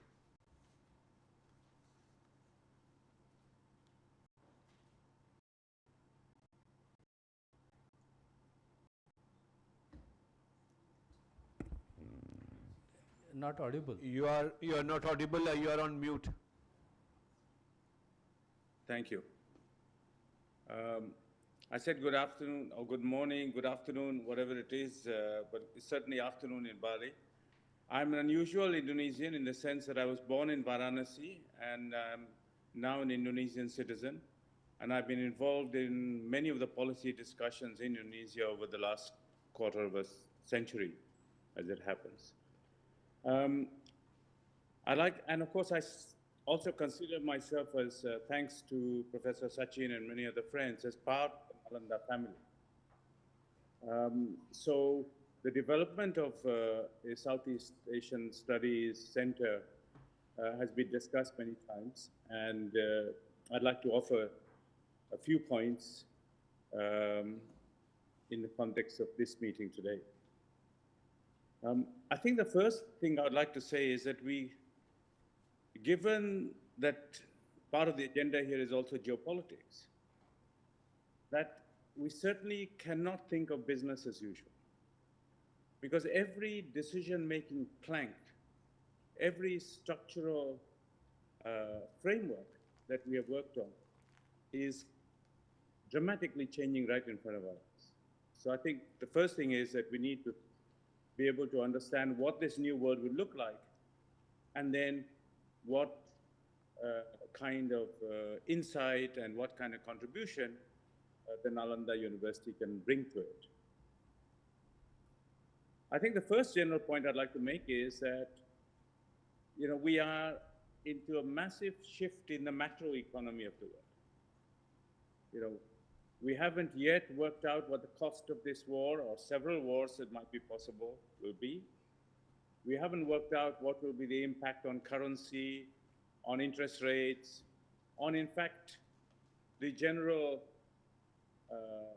indicators that we use for whether something looks right or wrong. I mean, budget deficit is one classic example. So we are, again, talking about a very different framework where we cannot simply draw out a World Bank figure or some other financial institution and say, okay, we are bound by that, which clearly we are not anymore. So I think that's one. The second thing is that we are also now, thanks to in a way, a decline in American influence, although it may look very strange to say that right now. One of the things that's happening is that we are also now going to deal with layers of uncertainty, which have a huge impact on the way we make decisions and the way we think about the future of Asia as a whole, but especially India and Southeast Asia. And this is the point relating to the huge power that international conglomerates, and particularly techno giants so-called, have now. I mean, we should not forget that NVIDIA actually has a market capitalization which is larger than the entire GDP of India. We similarly have major cities which are emerging at decision-making. So we have this complex layer of decision-making within which we have to actually think about how we move forward, how do we define our allegiances, how do we sequence particular kinds of reforms. So that's one thing. Now coming to Indonesia, where I'd like to say 2, 3 points. One is that there is now, clearly, if we look at the notion of Viksit Bharat, or we look at Indonesia EMAS, which just means Golden Indonesia. If we look at those, it's interesting how similar they actually are. How similar they actually are. And it seems to me that what is coming through is that growth acceleration is really the key. And it is time that we thought in terms of whatever we have to do to accelerate growth, at the same time maintain some kind of a social inclusion, maintain energy independence, and maintain a green economy.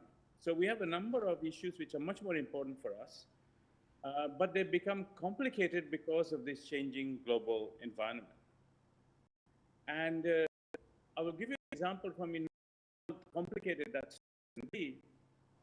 On the rating agency impact that the Indonesian economy had only a couple of months ago when President Prabowo returned from Davos. Within 2 days of his coming here, all the rating agencies seem to have launched almost an engineered attack on the Indonesian economy. I've written about it, and I won't labor the point here, but the fact is that as these parameters shift, there is a lot of pressure put on countries to toe a traditional line rather than think in terms of a new kind of vision, and so on. And I'm very happy that both India and Indonesia have taken a bold vision, which is to aim for a developed country status by the centenary of their independence. Two other quick points I'd like to make. One is that both countries have been very strongly supportive of zero carbon emissions and green energy and so on. And clearly, one of the areas which needs to be connected to that is all the work on the blue economy. Because again, in the blue economy also, we have a huge area, particularly in the context of Indonesia, which has anywhere between 55,000 square kilometers to close to 100,000 kilometers, depending on how you do the sums, of coastline. There are massive opportunities to promote green energy in all kinds of ways. But it's also very critical because it's an archipelago where a national grid is difficult to operate and so on, that these sources of diverse sources of energy are pursued. And I'm very happy to say that the Indonesian government is very strongly committed to that. And it seems to me so is the Indian government. So that is one area. Now,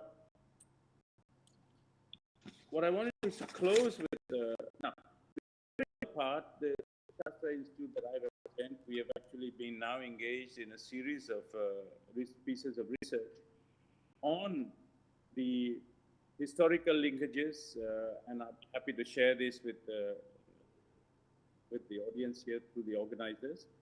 But one of the things, again, in Indonesia, which is clear, the research is showing us, that it's not a one-way influence. It's not that everything that's happened in Southeast Asia has been learned from India, and there's nothing on the way back.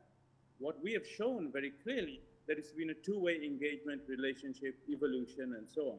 And I think that spirit is evident in Nalanda, and I'd like to really support it. The last point I want to make is that as we think about the future, we are also in a strange paradoxical situation. On the one hand, with the global turmoil that we are facing and the retreat of globalism, one of the things that all the countries are thinking about now is how to be self-sufficient. So they're looking inward. They're talking about food security and energy security and so on. On the other hand, all the problems of the future, whether you look at AI, whether you look at climate change, whether you look at disease control, whether you look at R&D, and so on and so on, are ones where no country by itself can do that. So it has got to be a cooperative model. So on the one hand, we are retreating back to self-sufficiency in basic goods. On the other, we have to also build the capacity to promote this regional co-working and cooperation and so on. So I'd like to stop there, but I want to congratulate Nalanda for establishing this center. It'll be, it'll be a hard task simply because the number of subjects, the number of disciplines required to make a very effective entrance into the global stage, and that is what it is. And I congratulate them for doing this, but we stand ready to discuss much more about the India-Indonesia relationship, the knowledge that we need to bring from both sides, and of course, also on Southeast Asia, as we've already heard. So thank you. Thank you. So thank you very much, Dr. Mishra. Very nice presentation. You have focused on a number of issues, the new global order and the issues related to macroeconomic dynamics. There's a need for keeping track of all those developments. The way the global economy is facing uncertainties, particularly how that is going to affect India and the Southeast Asian countries. You have very rightly pointed about the growth as accelerator of growth, of development, which is very much important, but at the same time, social sector should also be emphasized and various parameters should be seen, should be targeted. Your point on Viksit and the Indonesia is quite important, could be a major mission for this center. And finally, you talked about the future challenges. I think we should get ready for those challenges. So thank you very much. With this, we have now completed all the speakers have made their presentations. Now I would request Professor Nambiar to take the question and answer sessions. Though we don't have much time, but then you can take, Sachinji, can you take 10 minutes? 5, okay. Please. Let me open this to the floor. If there are questions directed at any of the speakers, we'd be happy to take them.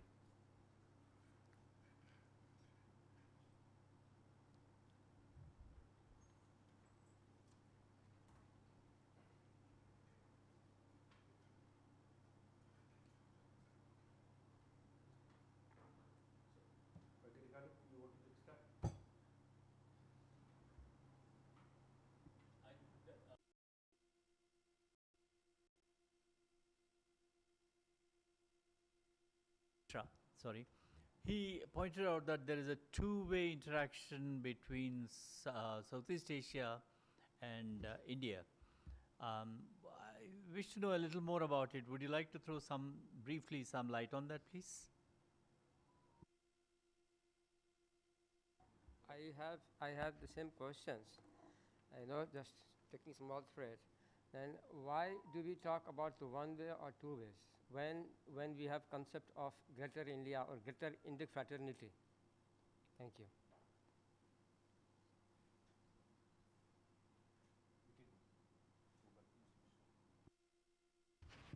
Okay, Professor Mishra, if you can answer some of these queries.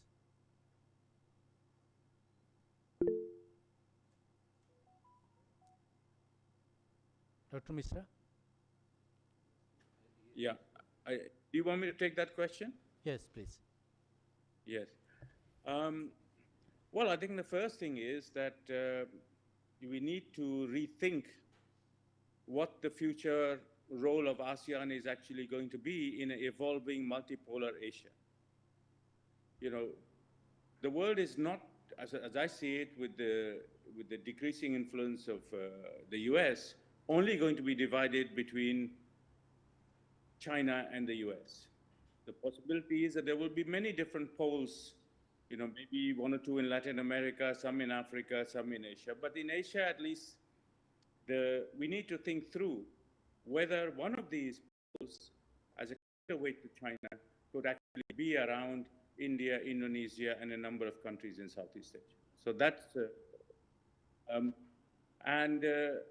there, if we overdo the concept of a greater India, then it seems to me that we are going to be back at the starting point, that this is not the way to actually build partnerships or trust at the current situation. I think we have to do that by simply forging an effective partnership which can create a new Asia. I think the second issue which actually got missed out because Indonesia case is so well known, which was mentioned earlier, was on the social inclusion and dynamics and so on.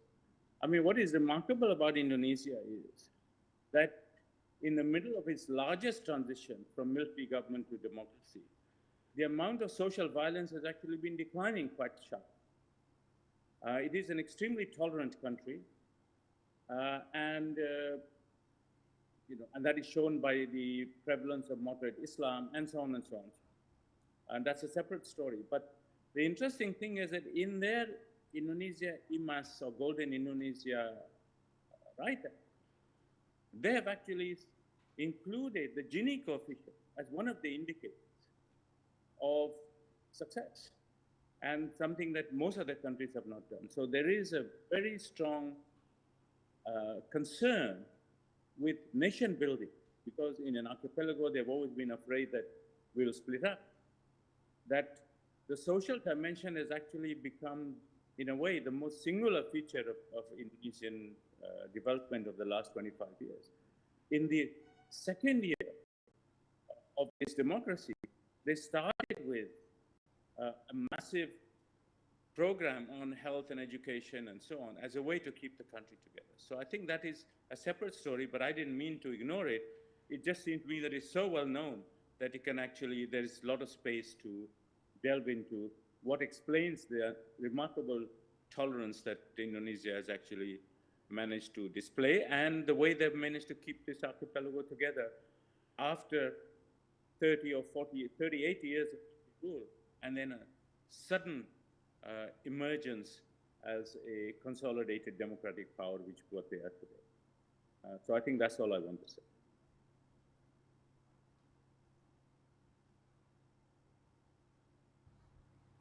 I think we've had some very interesting perspectives, especially from the Myanmar experience early on, Mr. Rajaram on Singapore, and of course from Mr. Mishra. I think it's very telling, very important. You brought in the importance of the social dynamic, social violence, etc. Well, of course, this kind of cooperation can't do very much about it. It gives us some perspective on how important domestic politics and the social order of a country is important. And sight mustn't be lost of it in the context of our wider deliberations and the bigger picture.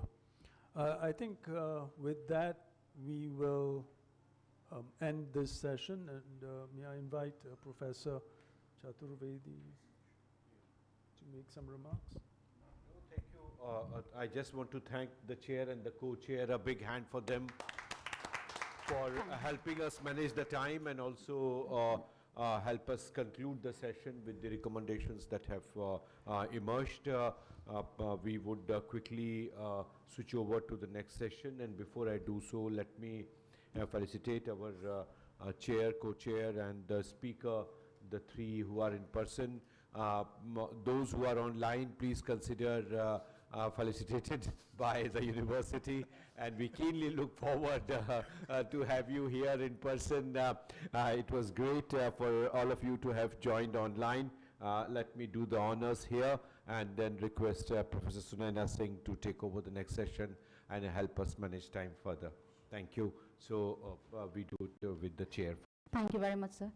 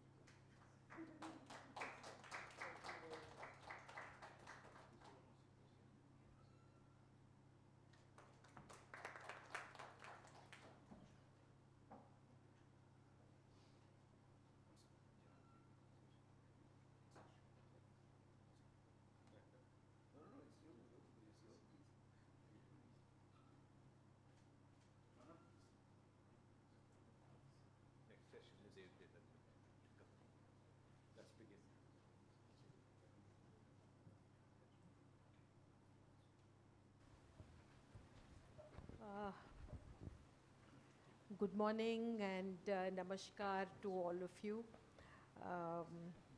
Those who are online and my friends present here.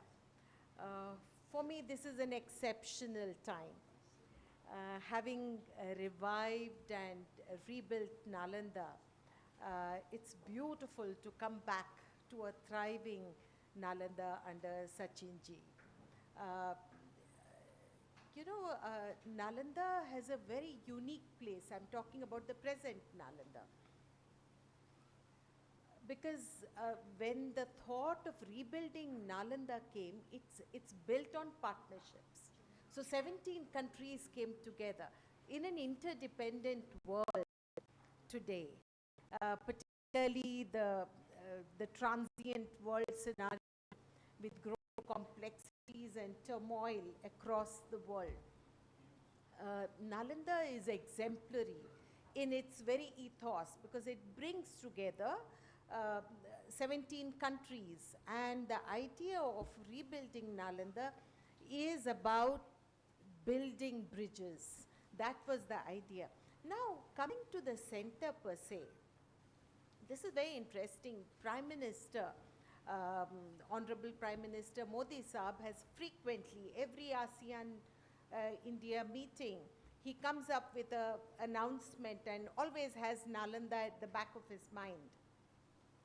2018, he spoke about ASEAN India network of institutions, which was inaugurated in Jakarta in 2022. I was very much there as the Vice Chancellor then. And we started the work. In that context, I must also mention, because this particular session is also about historical and cultural landscapes, there's a concept paper that I must inform my present Vice Chancellor on Common Archival Resource Center that I prepared. That concept is a beautiful concept paper, appreciated by MEA and others, and I've asked for funding. So that funding, if it comes, I think this center will be enriched. That's where languages also will come into much talk and discussion on that, and suggestions. I think that also will come into effect. But what is the role of a center? I was just thinking about that, and I thought that it's to build a regional pool of knowledge expertise. It's to build a pool of intellectuals who will build peace and harmony across the world. It's a pool of experts who will come together to ensure that the economic viability of the nations concerned, is enriched, the sustainability is enriched. So on different fronts, this center will play a very important, significant role. If we look at the historical and cultural influences per se, it's a testament of enduring bond that India has had with countries, whether spiritually, culturally, religiously, or trade-wise. Now, how do we place ourselves, Southeast Asia is nestled between Bay of Bengal and Indian Ocean geographically. That is very important. I think geography plays a very significant role here, and we must include that as well, the parameters of that, because it built the cultural diversity, historical significance has come into existence only because we are nestled together between Bay of Bengal and Indian Ocean region per se. If we look at our own, the entire region, it's a melting pot of civilizations. Right from beginning, for over a millennia, we've had very lasting relations across the countries. And the cultural exchanges have created a vibrant tapestry of bringing together different cultures also. So that's very important. Now the trade routes, much has been said in the earlier session, and since yesterday we've been talking about the maritime and the trade routes. For me, the trade routes played a very significant role, as all of us know, because it built knowledge routes, it built economic routes, it built cultural routes, and it carried ideas, beliefs, faith and religion across the countries. I think that is very important. And then, the Indian merchants who extended the trade ports from Funan, Cambodia, to we had Srivijaya, Sumatra. Now the ports itself are very significant here because you also had the Tamil Nadu, you know, the Chola dynasty created a port there. So that carried, to begin with, by Rajaraja Chola I and subsequently Rajendra Chola I. They established vast maritime empire that extended its reach to the entire Southeast Asia. I think building economic bridges there. Now, the spiritual aspect and the religious aspect played a very significant role, because if we look at the historical and cultural parameters of the center, because this session is dedicated to that, I think it's very important that we look at Nalanda per se as an interdisciplinary institution. So whether all the courses that we have here, the programs that we have, and we are trying to connect with other countries and the students coming, all our courses therefore connect with each other. That's why I said that even the faculty is must be interdisciplinary, because we should be willing to move with ease from one scholarship to another, building scholarship.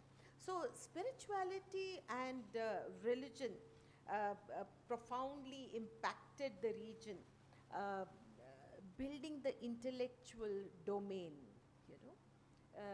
Intellectually we moved forward only through spirituality at that point of time, and this is a very significant. Do we need to do that today? I think we need to rethink on that, because we are also thinking of a world in turmoil, you know, embracing wars more than peace.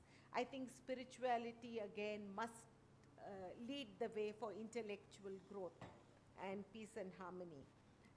That's very important. The other thing I wanted to flag is the temple architecture. You know, art and architecture has played such a significant role that it sort of synthesizes a lot of iconic symbols across the Southeast Asia. The largest Buddhist monument in the world, Borobudur, you know, or Prambanan, have both been, refashioned by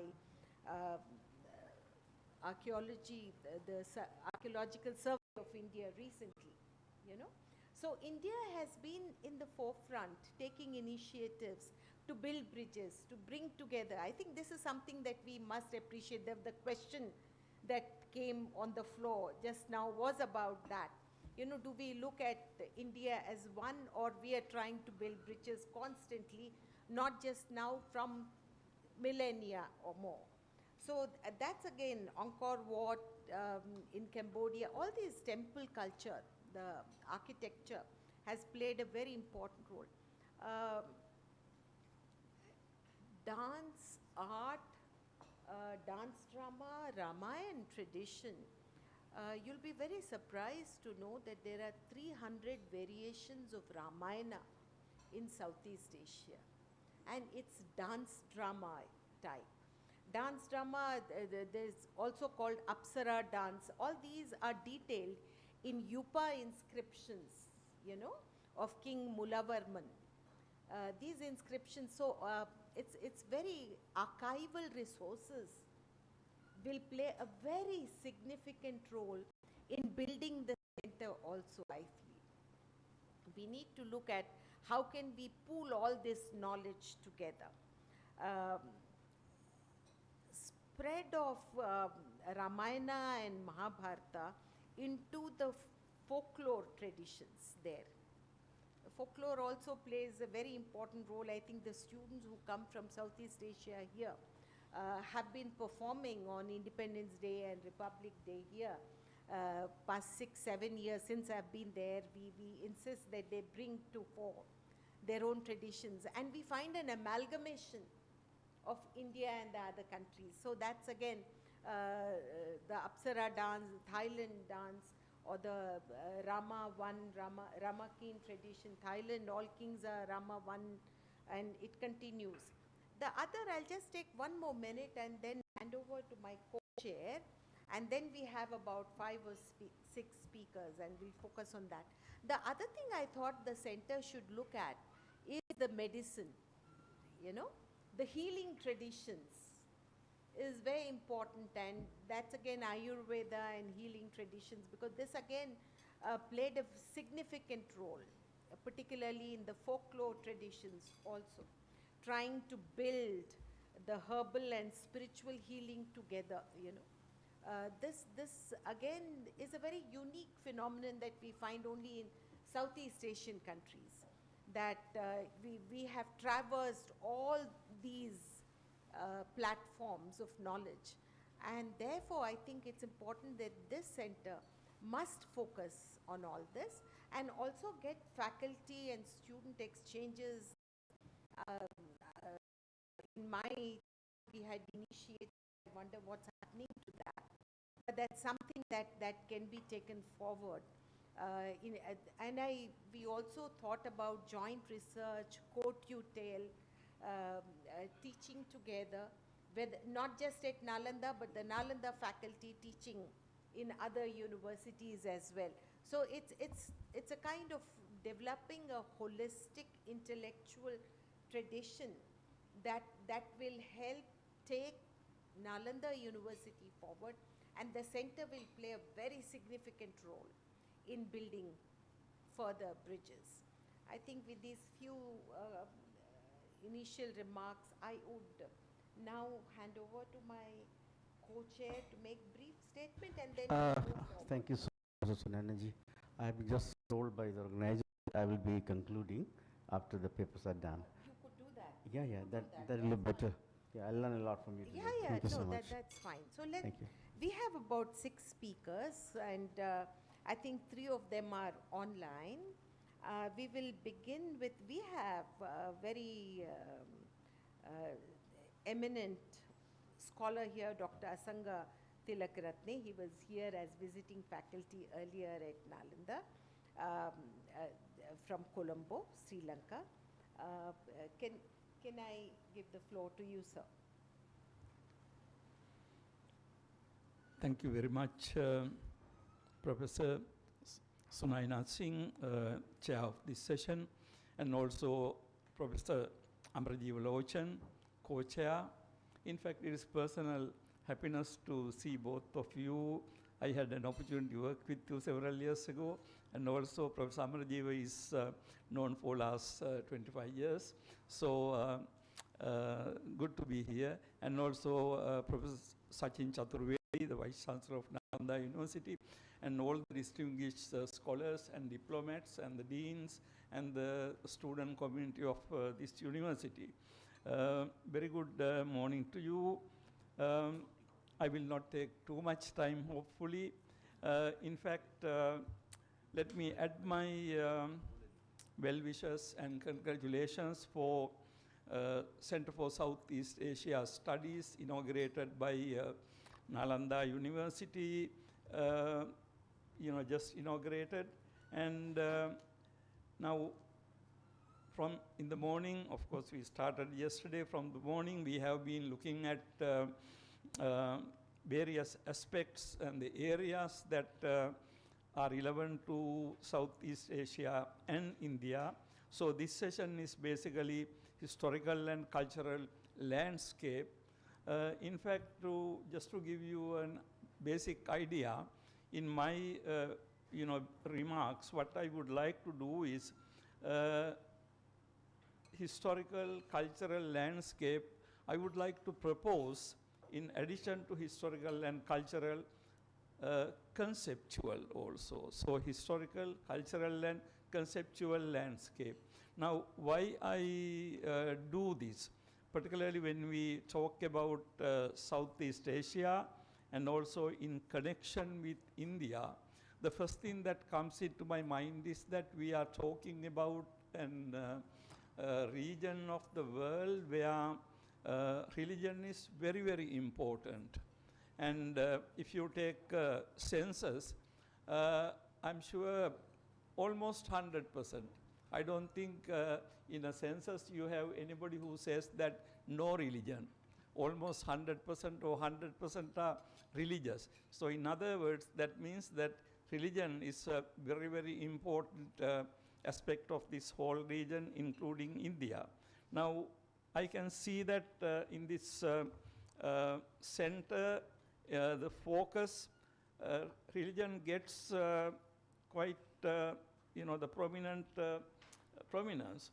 Now, for example, among the key themes, I see heritage, archaeology and civilizational networks, philosophy and manuscript studies, and religion, pilgrimage, and tourism.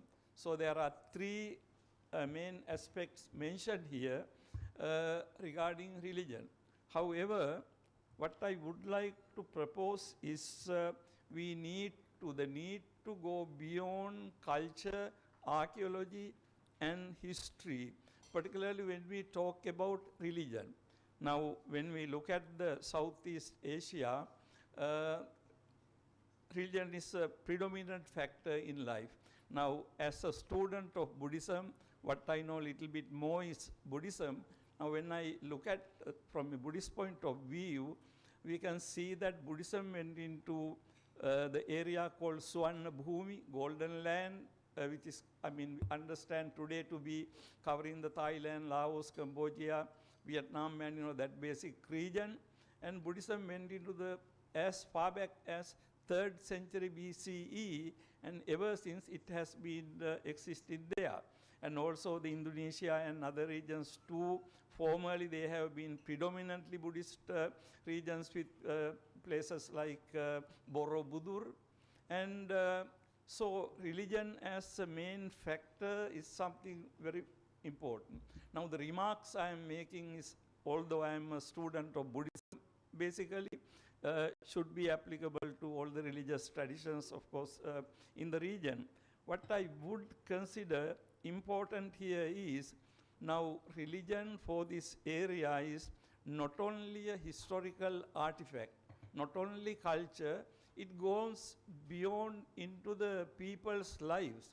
Now when I say something goes beyond into the people's life, of course it becomes very significant in our day-to-day decision making.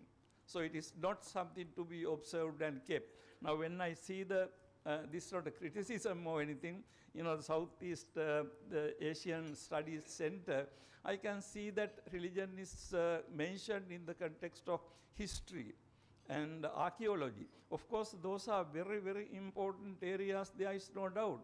But why do we study history and archaeology? What is the meaning of that?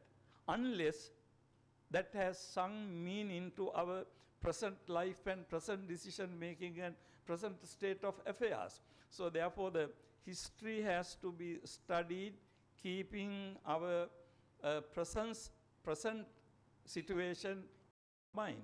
So again, I'm not denying that center like Southeast Asian Studies should make proposals for policy development in tourism and areas like that where people visit countries and their understanding is broadened, and also plus it brings money also to the countries. So it is a very important factor. I am not denying that. I am not also underestimating that. But what I would like to point out is when you take religion, now particularly again, let me refer to Buddhism again. When we talk about Buddhism, we know that today Buddhism is not only a South Asian phenomenon, not only Southeast Asian phenomenon, beyond South and Southeast Asia, Buddhism has gone all over the world. Now it is very interesting. Traditionally we have been Buddhist and, of course we are proud and also claim to be following Buddhism. However, just to give you one example, mindfulness meditation, now coming to us from the West as a product, and also it has been patented. So sometimes we have to even to pay money to use these, the tools. So to that extent, it has gone all over the world, and even those things are not called even Buddhist. I don't have a problem with that because naming is not very important as long as the the essence of the concept is being practiced, I don't think name is very important. Now, this is the very same point I would like to make here, because, for example, Buddhism, Buddhist philosophy, Buddhist thinking has gone all over the world. Now, I remember in early 70s, E.F. Schumacher, when he wrote Small is Beautiful, he used this concept of Buddhist economics. Of course, we can say Buddhist economics, Hindu economics, and Islam economics and all that. But in a very responsible, authoritative manner in the world stage, this concept was used by a person like E.F. Schumacher. And ever since, we know that economic insights and the insights for social development, these things, coming from Buddhism. I'm not again saying not only Buddhism, but of course this is an area that I know. So in other words, what we need to do is, we talk about religion in general, we should not talk about, not only about history, archaeology, inscriptions.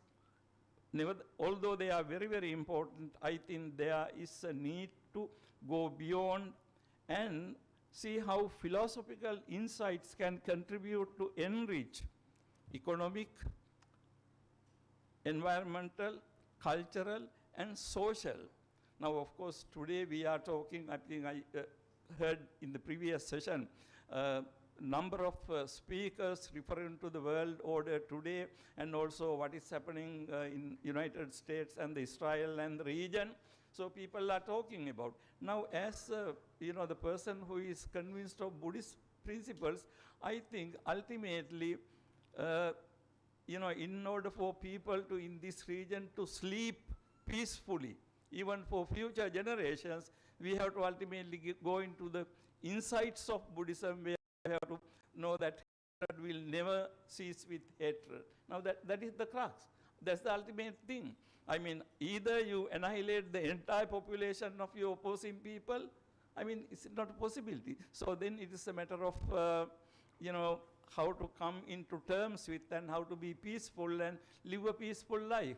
Otherwise, you are giving this war to the next generation, and, wherever innocent people will be dying, and they will never be able to sleep peacefully. So this is the situation. Therefore, again, not taking much of your time, my plea is this: in our, in this newly established institute, go beyond historical and architectural and, the inscriptional, go beyond to the conceptual. The concepts are so very important. We can talk about what are the environmental philosophy of Buddhism or any other religions, and what can we learn from those things. Where is the research?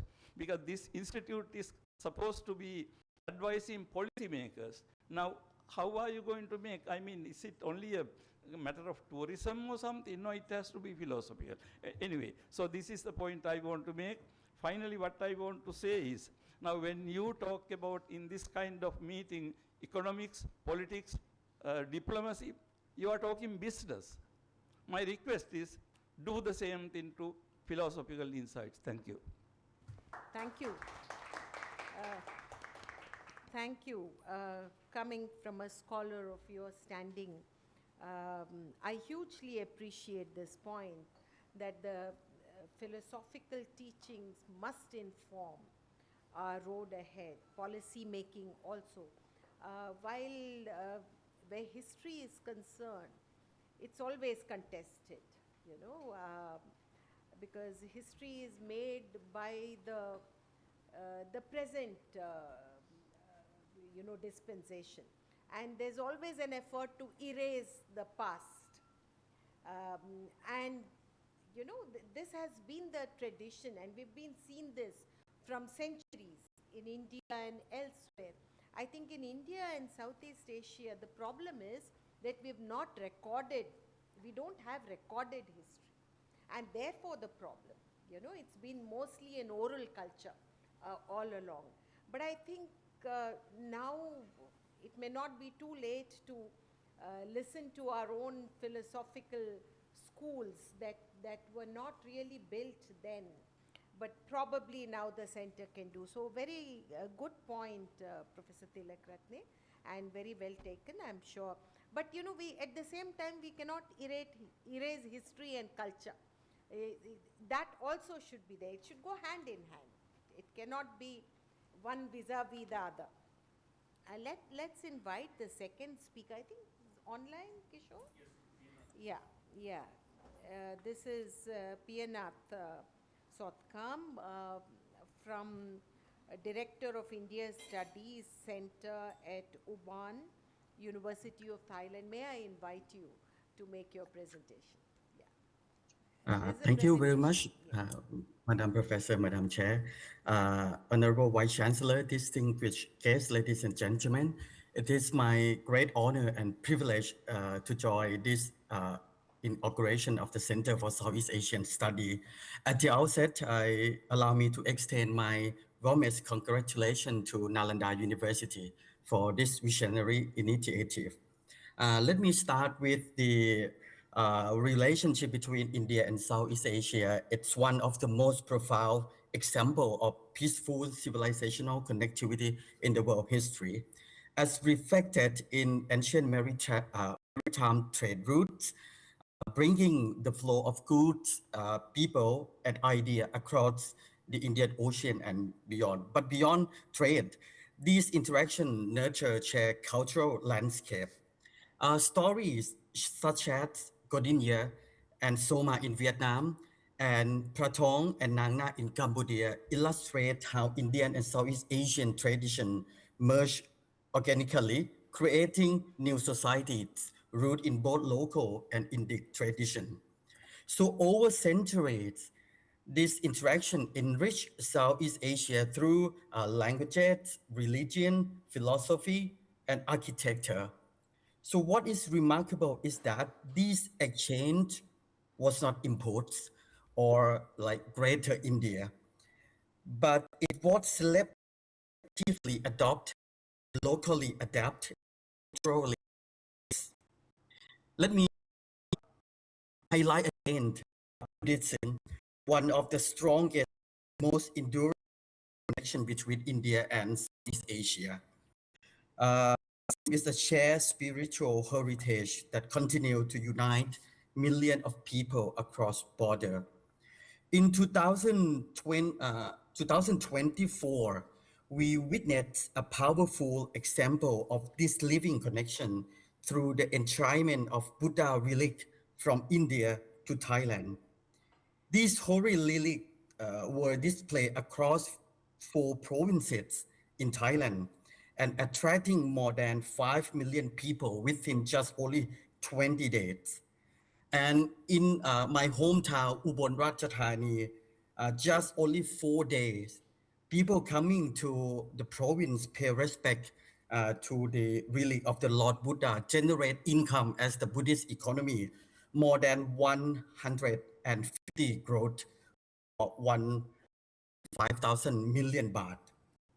So this was not a religious event, it was a profound demonstration of people-to-people connectivity and also spiritual diplomacy. It reflects how ancient ties continue to resonate deeply in contemporary society. So such initiatives are part of the broader Buddhist diplomacy, including the pilgrimage network, the temple collaboration, and also educational exchange, that many of which are symbolically anchored in Nalanda itself today. Let me move to the language and literature remain among the most profound expression of human connectivity. The influence of Pali and Sanskrit from India continues to shape many Southeast Asian languages. Similarly, that Professor Sunaina already mentioned about literacy traditions such as Ramayana have been adapted and reinterpreted across Southeast Asia, showing a common cultural heritage. Allow me to offer a local perspective from Ubon Ratchathani, where I come from in Thailand, which provides a comparing example of India-Southeast Asia connectivity in the region provincial level. In this region, the discovery of Chittaset inscription dating back to the 12th Buddhist century, offers an important evidence of the establishment of the Hindu kingdom in the Mekong Basin. So what makes this inscription particularly remarkable is that it is written in Pallava script. So during a recent visit of the ambassador of India to Thailand, Madame Suchita Durai herself from southern India, she was able to read and interpret part of this inscription. In addition, Ubon Ratchathani is also a home to a rare representation of Ardhanarishvara, the composite form of Shiva and Parvati, which is believed to be the only known seated form in Southeast Asia. The relationship between India and Southeast Asia continue to evolve through multiple dynamic forms of engagement. These include cultural diplomacy, the expression through festival, performance, and religious practice, and also by diaspora. The Indian diaspora in Southeast Asia nowadays not only represent the cultural identity, but Indian diaspora also working in economy and also becoming a part of professionalism of India in Southeast Asia. Moreover, as temple complexes and archaeological sites across Southeast Asia, such as Angkor Wat, Wat Phu, and Misan, stand as the testimony to the region shared civilizational heritage and historical connectivity with India. So Ubon Ratchathani University, the university located along the Thai-Lao border, actively integrated this historical connection into our academic engagement.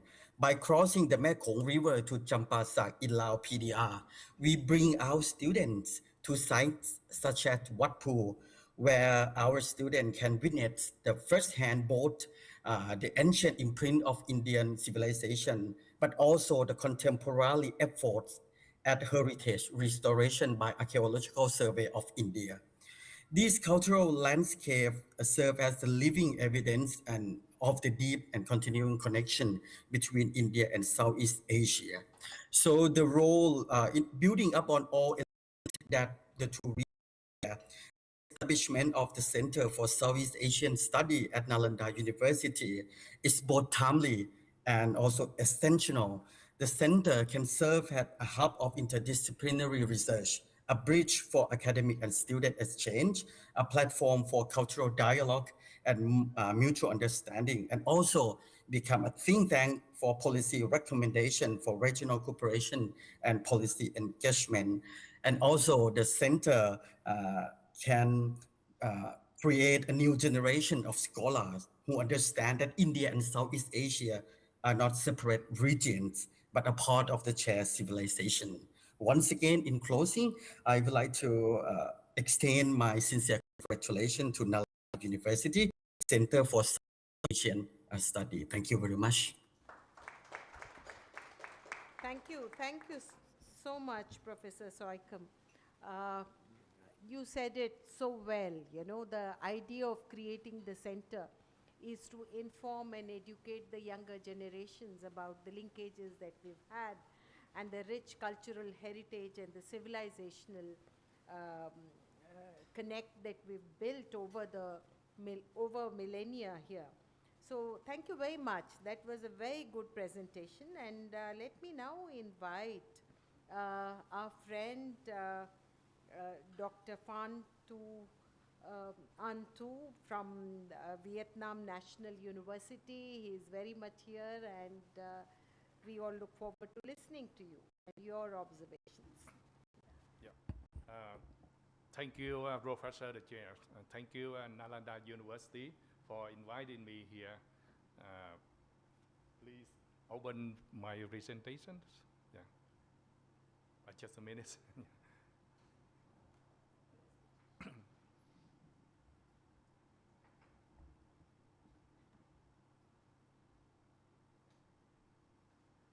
Perhaps you can give us an overview of your presentation while it's coming.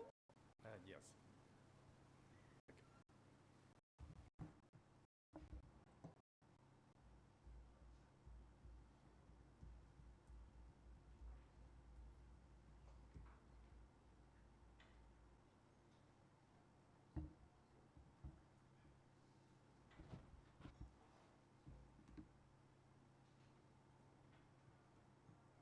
Okay, thank you very much. In this section about historical and cultural landscapes, I would like to show you one case study in Vietnam that also show the relationship between Vietnam and India. That is a cultural links in the ancient times. So my case study that is a Castilian sanctuary, that is integration of indigenous landscape with the Hindu cosmology. This is the second Hindu sanctuary was researched and discovered in Vietnam. My structure research includes 5 points. First is an overview of the site. The second, identifying the indigenous landscape through the lens of Hindu cosmology. The third one is integrating the Castilian sanctuary. The fourth one, indigenous communities. And the last one, that is a research hypothesis. And the Castilian sanctuary located in the Castilian commune, Bình Thuận province, that is comprised in the Hindu temple, and we started since the 1984. It's located far away, 300 kilometers from the sea, and it was ancient people built this sanctuary in the highland of Vietnam. That is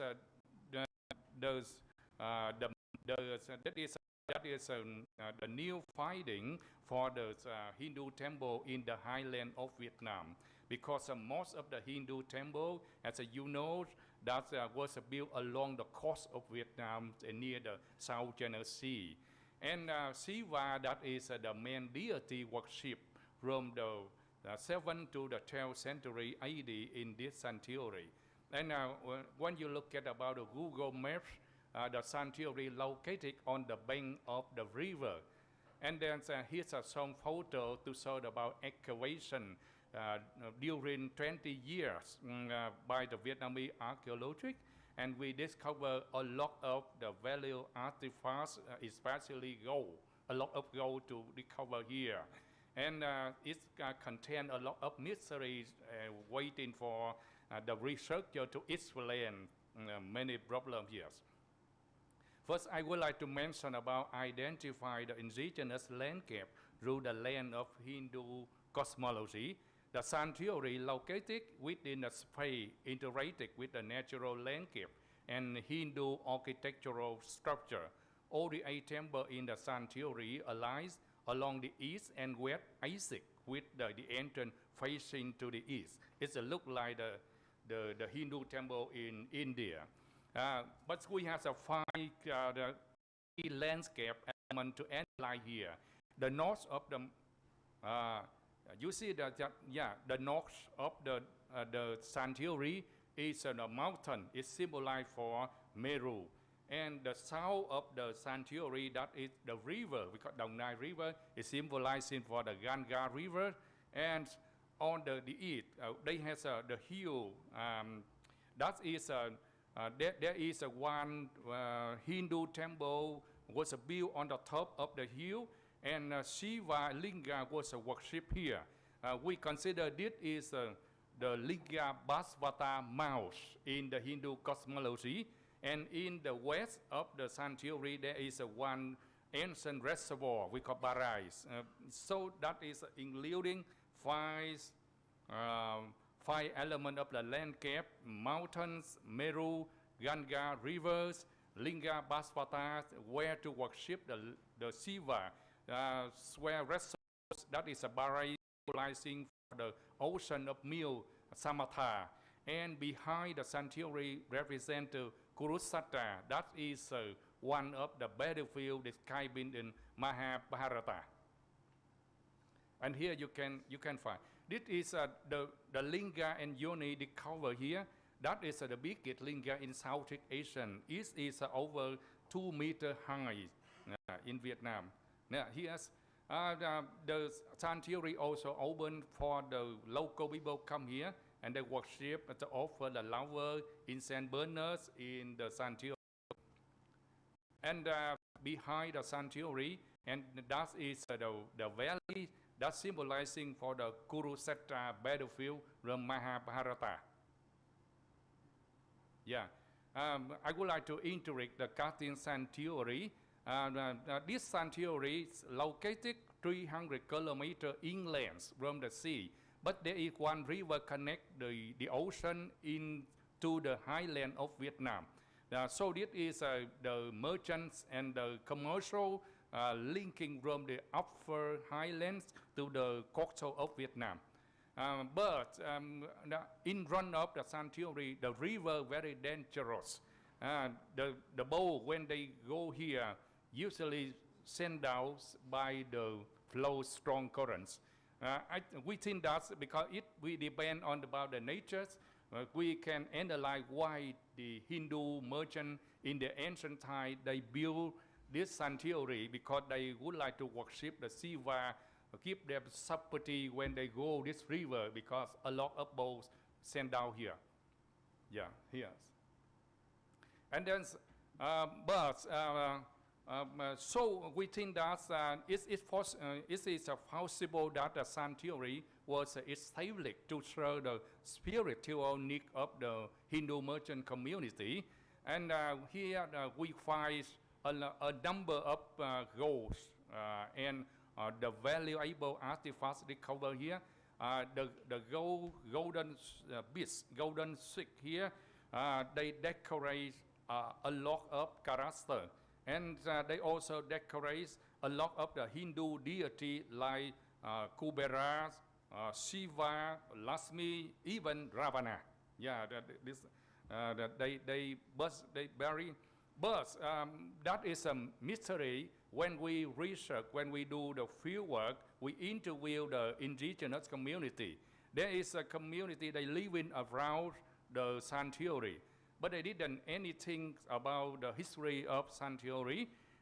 They are practicing the Buddhism. They're not Hindu or Buddhist. But maybe their ancestor has a very good relationship with the sand theory owner, because they respect the sand theory and they keep they don't allow anyone go inside the sand theory, because that is the place the deity living, and people should not to go there, and they don't allow anyone to go there. That reason when the Vietnamese researcher come here to excavate, we can collect a lot of gold here. Yeah. And that is a research hypothesis.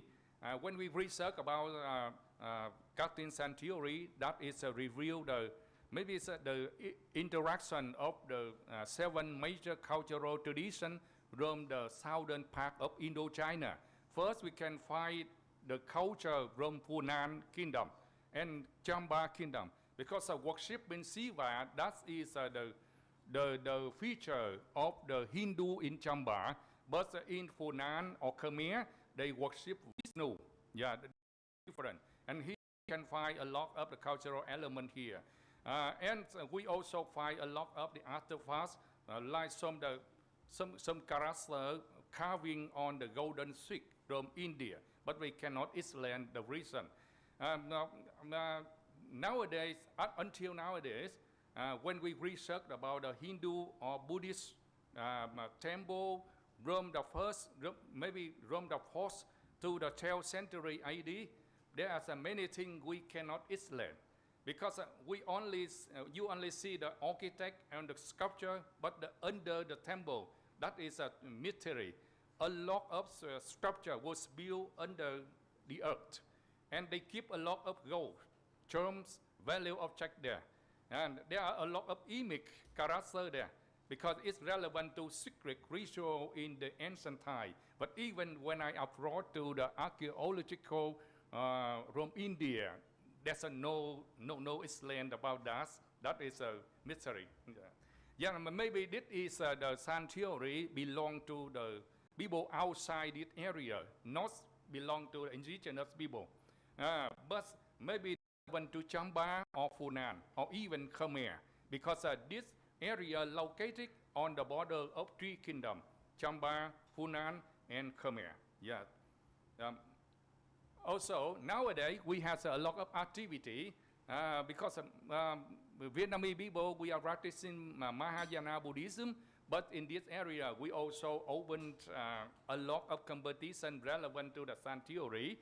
For example, we invite students come here for the drawing competition of defeating Ganesha. Yeah, okay.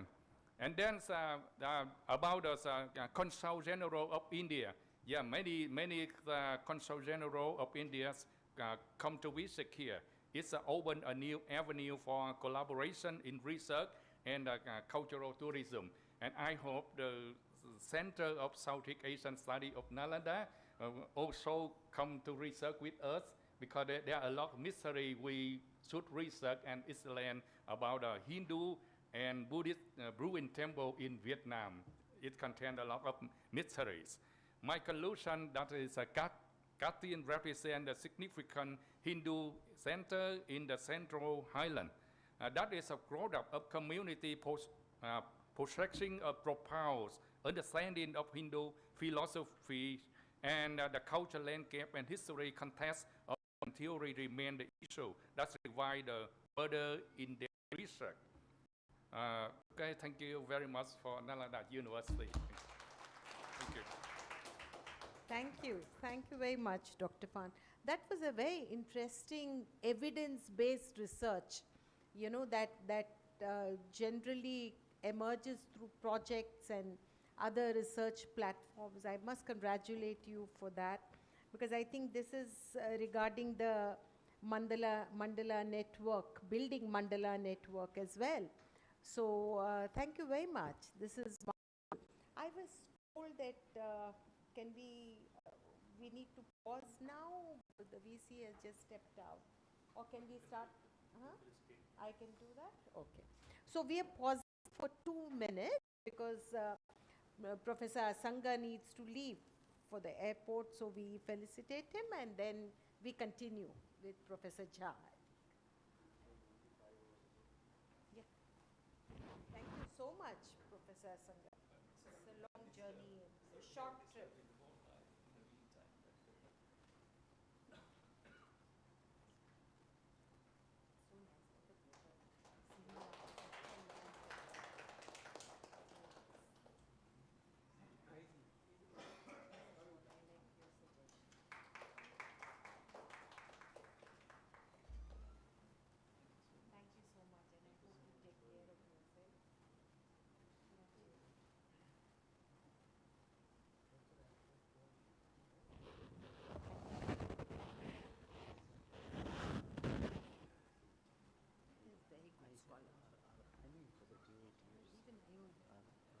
Okay, let's continue. I think somebody will see him off. Kishore, are you ensuring that? He was here just for a couple of hours, I think 5 hours or so, I'm told. Yeah.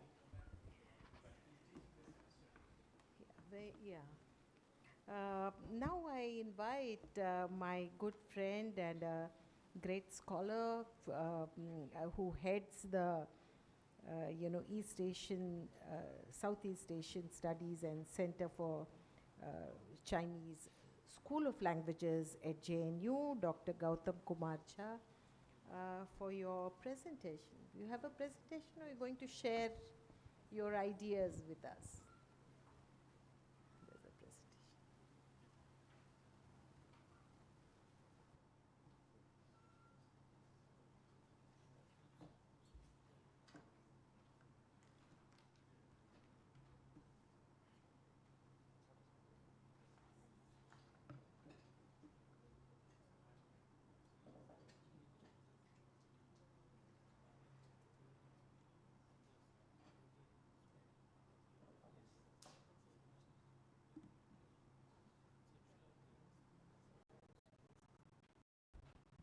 Honorable Chair, I think I'm feeling a bit nervous because since yesterday I have been surrounded by 3 vice chancellors and today is 2 vice chancellors here, and a round table discussion or seminar can't be more vibrant, with the presence of 2 vice chancellors. And since yesterday we are converging upon almost similar topics. and majority of the topics has been covered. You know, since yesterday I've been trying to edit my PPT, which part has not been covered. So it's a really great opportunity for me to share this dash with erudite scholars today. My presentation is on from Nalanda to Nusantara. Nusantara is a terminology for entire archipelago of Indonesia.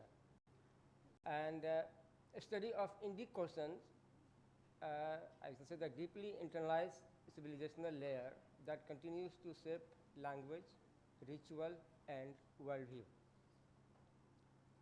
You see, the last speaker, talked about the one way or two ways or say, I think we should not talk at this stage. It is more, I think, it is completely one culture that reflected around its vicinity, one knowledge traditions that spread around its vicinity. We can say that one umbrella culture. From Nalanda to Nusantara, as yesterday we have also discussed about Muara Jambi, which is a kind of, I won't say this franchisee, but definitely it's a kind of a copy of Nalanda, which was, long time, the knowledge traditions was being evolved at very rapid speed, but due to certain external what do you call that, influence, there was kind of the continuity got standstill. I would just give a glimpse that how the Indic oceans are present in the countries of Southeast Asia. How do their present syllabus of their school curricula talk about the Indic values? Just give few kingdoms of Indonesia. I would say the ideas traveled, not empires. Unlike Europe, where power followed knowledge, in Asia, knowledge traveled independently, and Nalanda represents that model. As Professor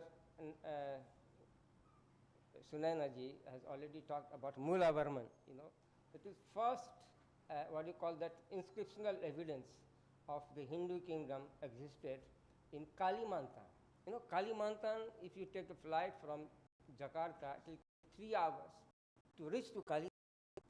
The Hinduized kingdom were there, practiced Vedic rituals, and that inscription says, Jayate Bala Sriman Mula Varman Nripati.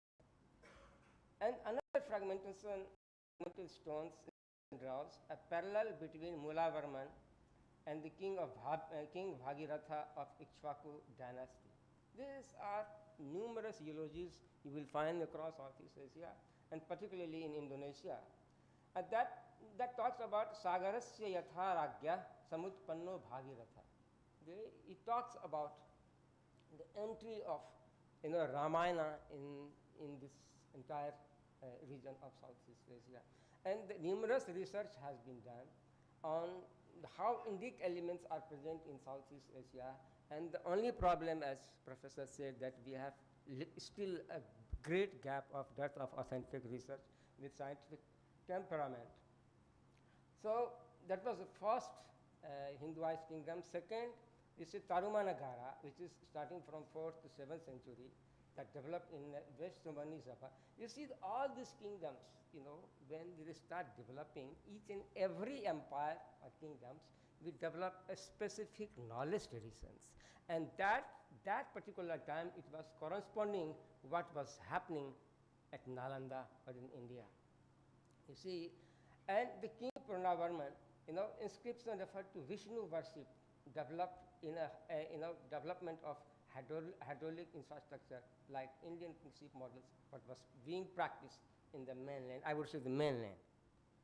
Now, Kalinga. There are so many theories of Kalinga. Now that, from 6th to 7th century and then also 8th century, it was in central Java. I think Java constitutes almost 65% of the population of entire Indonesia.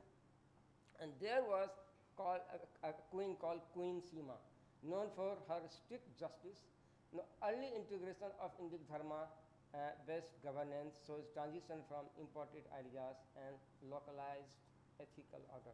Now, Queen Sima is basically a kind of symbol of Nyaya system in Indonesia.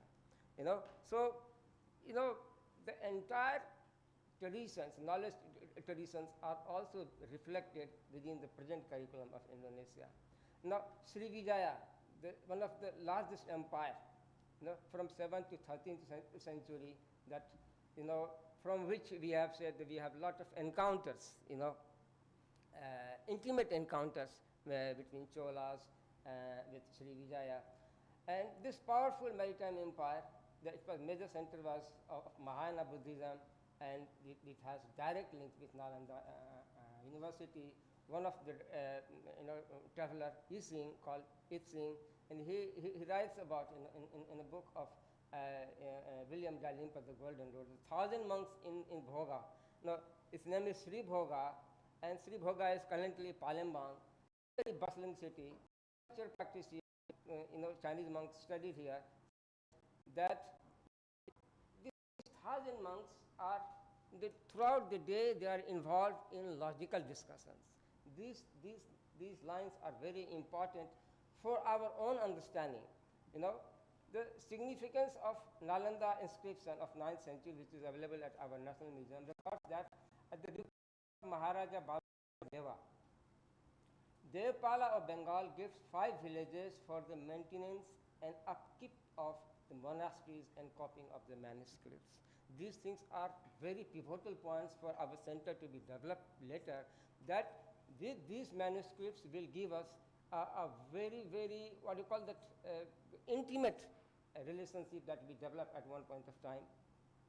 Now come to Shailendra, starting from 8th to 9th century, and it was deeply influenced by Indian cosmology and Mahayana philosophy and Indian metaphysics, monumental architecture, a professor said, and this monumental architecture is immensely developed where we can be proud of, how knowledge traditions developed, matured, and also adopted and localized.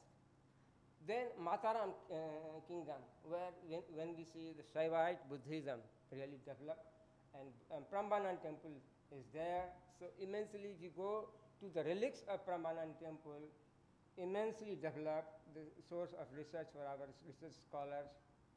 Then we have Kedri kingdom, flourishing old Javanese literature. As you have said, there are 300 variations of Ramayana across Southeast Asia.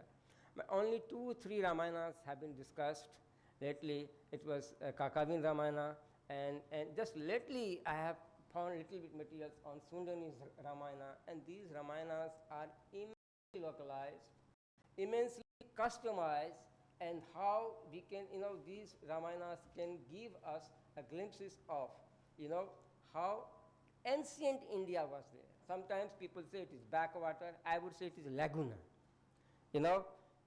How a great ocean left a small part of the ocean in Southeast Asia, and that are still in a very, very original and pure form. But we came across so many changes. And similarly, in different kingdoms, similar art, architecture,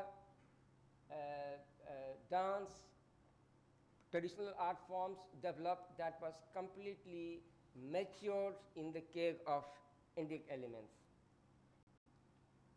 And you have Maja, a very from 13th to 16th century, when India was already coming across so many combustions, internal, external combustions. The peak of Indic Javanese civilization. Now, the Prime Minister of Gajamada, of Majapahit Empire was very famous, and that was the time when he was developing a kind of tendency to expand its kingdom like Ashoka, and the cultural legacy of Bhinneka Tunggal Ika of Indonesia, and the Panchashila of the symbol of its constituency. So these are the important aspects that our center will develop later, taking all the accounts And then we have witnessed from this long span of kingdoms, Indianized kingdoms from Kutai to Majapahi. It's not a colonization, but a civilizational discourse where Indian ideas were not exposed, but localized and ultimately transformed into the identity of Indonesia and Nusantara. So, for your kind information, madam, in India we have, so far as I know, there are three Southeast Asian centers. One in Jenin, one is in Pondicherry, and other is in Madras University. These three centers so far have not been developed on a very, very fledgling stage. Still, maybe they have, spent, it's already 50 years. So, Nalanda University, as I think it's evolving center, it has to be very, very holistic, very approachative, and also at the same time, with ground research, I have said that how these countries reflect the Indian knowledge tradition in their curriculum. These are very important. We can take up, as you have said, that we can bring the scholars across Southeast Asia to make a kind of consortia of scholars, and it can be really holistic. And once this base is developed, then the real thing is that we can come on the foreign policy, strategic interests. These things will be developing, sir. Thank you very much. Thank you, Professor Jha. You did mention, you brought up the role of Nalanda and intellectual and knowledge domain that traverse through Southeast Asia and beyond without any conquest. So the knowledge route was created there. But then, a very interesting point that you brought up with dharmic governance and how it is to be connected with the educational and the intellectual capability of a nation per se. I think that's something that needs to be explored, and this center is probably the right place. You did mention the two earlier centers. I was associated with Madras University Center for a long time, particularly in the recommendation of funds. Although we did recommend, the government did not give any because it comes under the state government. So the paucity of funds, same thing with Pondicherry, they're functioning on seed funding per se. So Nalanda has a huge advantage being an international university. How we can develop the center, it can be expansive, and we're just beginning now. And I think my suggestion would be that we create research clusters with JNU, the kind of work that your center is doing, with Nalanda here, and get scholars to work together. I think that would be a great idea, and perhaps with Pondicherry, within India too, as well as outside. Thank you very much, Professor Jha. We have two more speakers, and both of them are online. And we have our good friend, Dr. Hwang Sunil from Dongkyuk University. Sunil, are you there? Can we? Yes, I'm here. Yeah. How are you doing? Yeah, fine. The floor is yours. Okay. Okay, thank you very much. Thank you for mentioning me as your friend. I'm very honored to be here together with the former Vice Chancellor and current Vice Chancellor in this meeting. So I'm very happy. So can you also see my presentation? I'm sorry, this is not about Southeast Asia, but it's about Korea and India.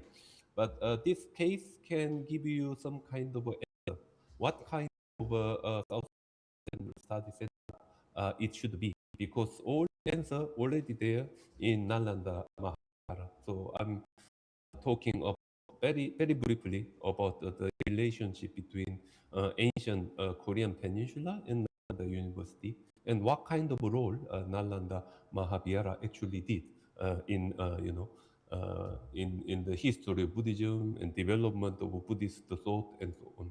The relationship between India and Korea, particularly in the context of Buddhism, has a long and meaningful history. Nalanda Mahabhyara, a renowned Buddhist monastery and the center of learning in ancient India, played a significant role in the strengthening of this connection. Nalanda Mahabhyara was a major hub of intellectual and spiritual exchange, attracting scholars and students from across the Asia, including Korea. Monks from ancient kingdom of Silla traveled a great distance to study Buddhist precept, doctrine, and philosophy, contributing the spread of knowledge between India and Korea. After completing their study, monks carry a Buddhist scripture and important artifact back to China and Korea. These efforts greatly influenced the development of spread of Buddhism across East Asia and strengthening religious and cultural connection with India. Today, Nalanda continues to hold an important in the many East Asian Buddhists.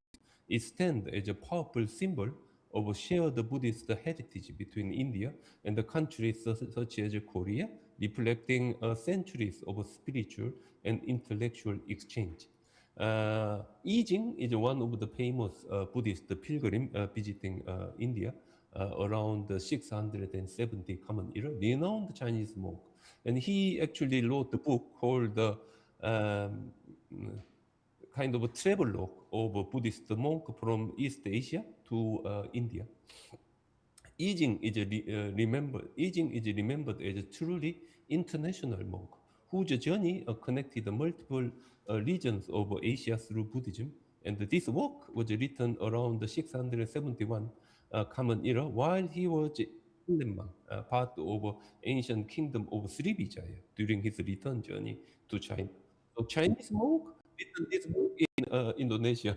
So a truly international person. You can see it's well done. Has been preserved through block printing tradition in Korea. Its wood blocks are kept in Woljeongsa temple located in Odaesan mountain. These were carved under the imperial edict during the Goryeo dynasty in the year 2046 and reflecting Korea's role in preserving Buddhist knowledge. So Odaesan is eastern, Middle Eastern part of Korean peninsula. We have a huge important temple there. They have this wood block, 대당 서역 고승 구법 고성전, biography of a pilgrim monk to India during the Tang dynasty. The carving was done under the imperial edict from Goryeo kingdom.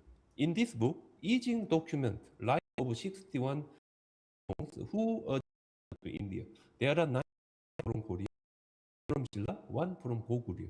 There are all 41 monks from other various Asian region, but I'm concentrated on Korean monk. Korean monk mentioned here, Arya Barman, Heop, Gubon, Sarabhajanya Deva, Purajanya Barman, and so on. So Korean monk, when they were in India, they already changed their name to Indian Kshatriya name already. They were in India. Interesting. Korean monk traveled to India through different. There are 2 or 3 different routes they can go there. One is a land route through the Tibet, or sea route through Srivijaya. And 2 of them, Gubon unidentified.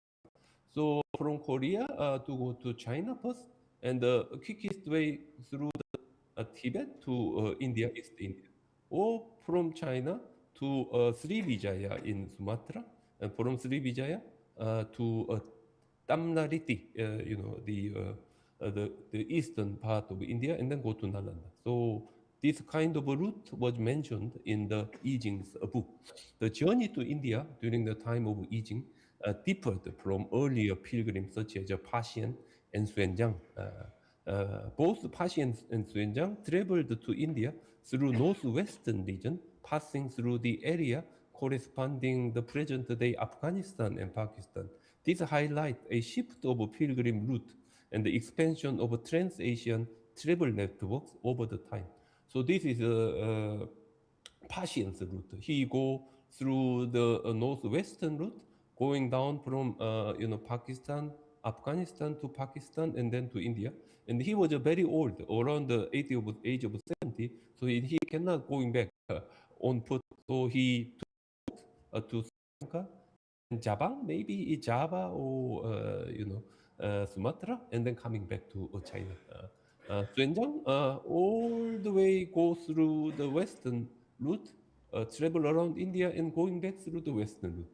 But during the time of Yijing, two route actually, and Yijing used Xi route because Yijing is famous for family connection to the Hangzhou and Shanghai area, where people already knew it is very easy to go to India through Southeast Asia. So he used a sea route to go there. But when he arriving there, he met many Korean monks who actually travel through the land route through the Tibet. During the time of Yijing, the route through Tibet become increasingly popular for journey to India. This development closely linked to formal relationship between Tang Dynasty and Tibetan Empire. A key event was the marriage in 640 Common Era in between Songjiang Khampo and Princess Wanchen, which strengthened the diplomatic and cultural tie and facilitate the safer travel route for Buddhist pilgrims. So in the middle is Songjiang Khampo, one prince from India, maybe Nepal, and Princess Wanchen from China. So she became a kind of a guardian for Buddhist pilgrim during that time from China to India. Princess Wanchen played a significant role in the transmission of Buddhism to Tibet. She brought numerous Chinese Buddhist texts and the Buddha statue to Lhasa, contributing the establishment of a Buddhist culture in the region. As a result, Tibet emerged as a central hub linking China and India, facilitating a religious exchange and pilgrimage route. During the time of Yijing, sea route across the South Sea played an important role as well, connecting the region of Asia. Ships used the maritime travel and the trade are depicted in the stone carving of Borobudur, illustrating advanced seafaring culture of the period. Uh, Borobudur is in the central part of Java. In Borobudur, we can see this kind of carving where we can see the Southeast Asian boat. It's a huge boat, according to Persian, 200 and 300 people on board. During that time, China was not that interested in sea travel, so sea travel usually done with Southeast East Asian seamen. So people from India to China, they use Southeast Asian, ship to travel around. They use monsoon seasonal wind. So during the summer, wind blow from southwest to northeast. But during the winter, the direction changed from the northeast to southwest. So that kind of the wind that they can use, they can maneuver. The monk Prajanya Barman from Shilla followed a complex way combining sea and land route. From Shilla to Pujo, he used sea route. But from Pujo, he go to Xi'an and Tibet to Nepal and India, he used land route. So go to China and Xi'an and then Tibet and going down to India. According to Yijing, if we are really fit and working very fast, as little as 5 months it takes. So this is among the fastest way, travel from India to China and China to India. During the time when Yijing was there, about 670 or 700, concept of Koreans in India is very interesting. Yijing mentioned Arya Barman.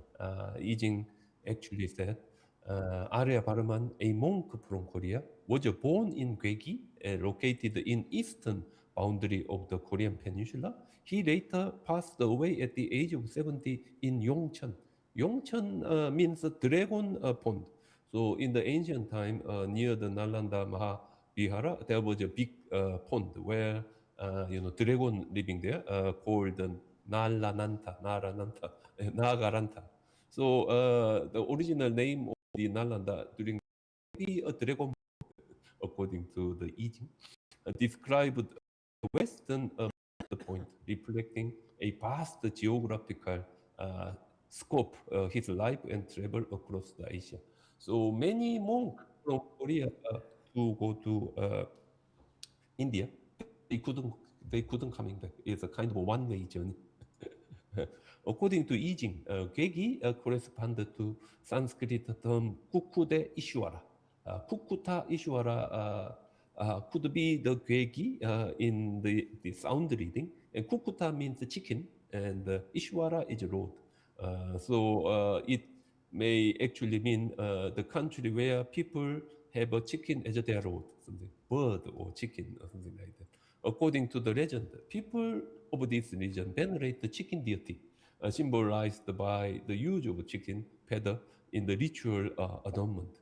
In Indian understanding, Kukudeswara become a way a refer to kingdom of Goryeo, reflecting cross-cultural interpretation and translation of identity.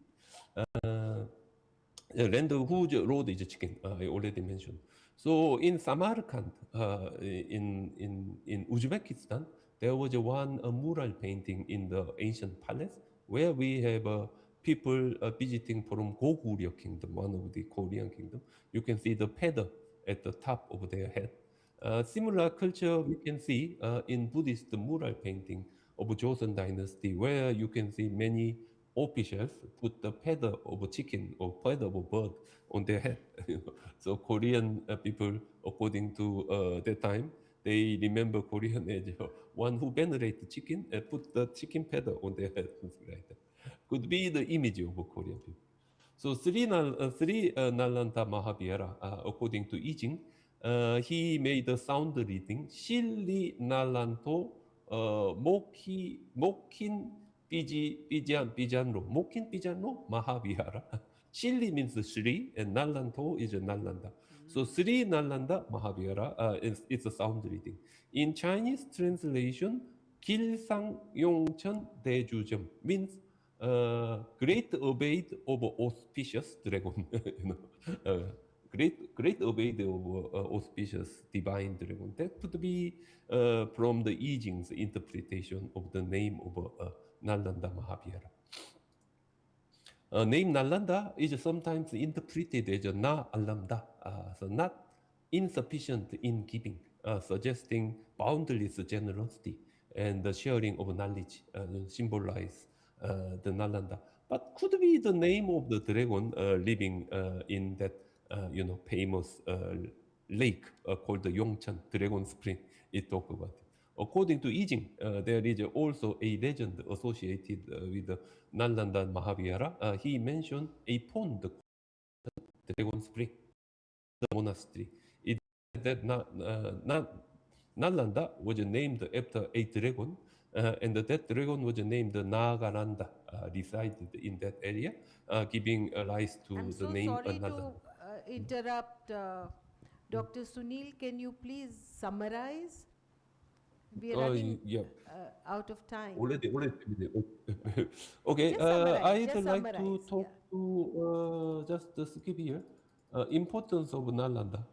So Nalanda is very important because already at that time, Nalanda built up international Buddhist learning library.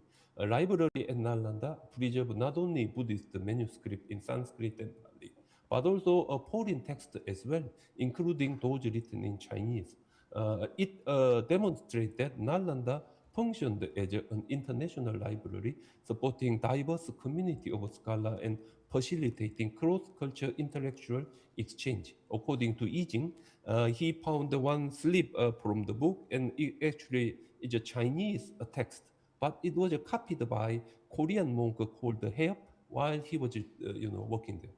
So Nalanda working not only as a library for Indic Buddhist text. It also preserves Chinese text as well.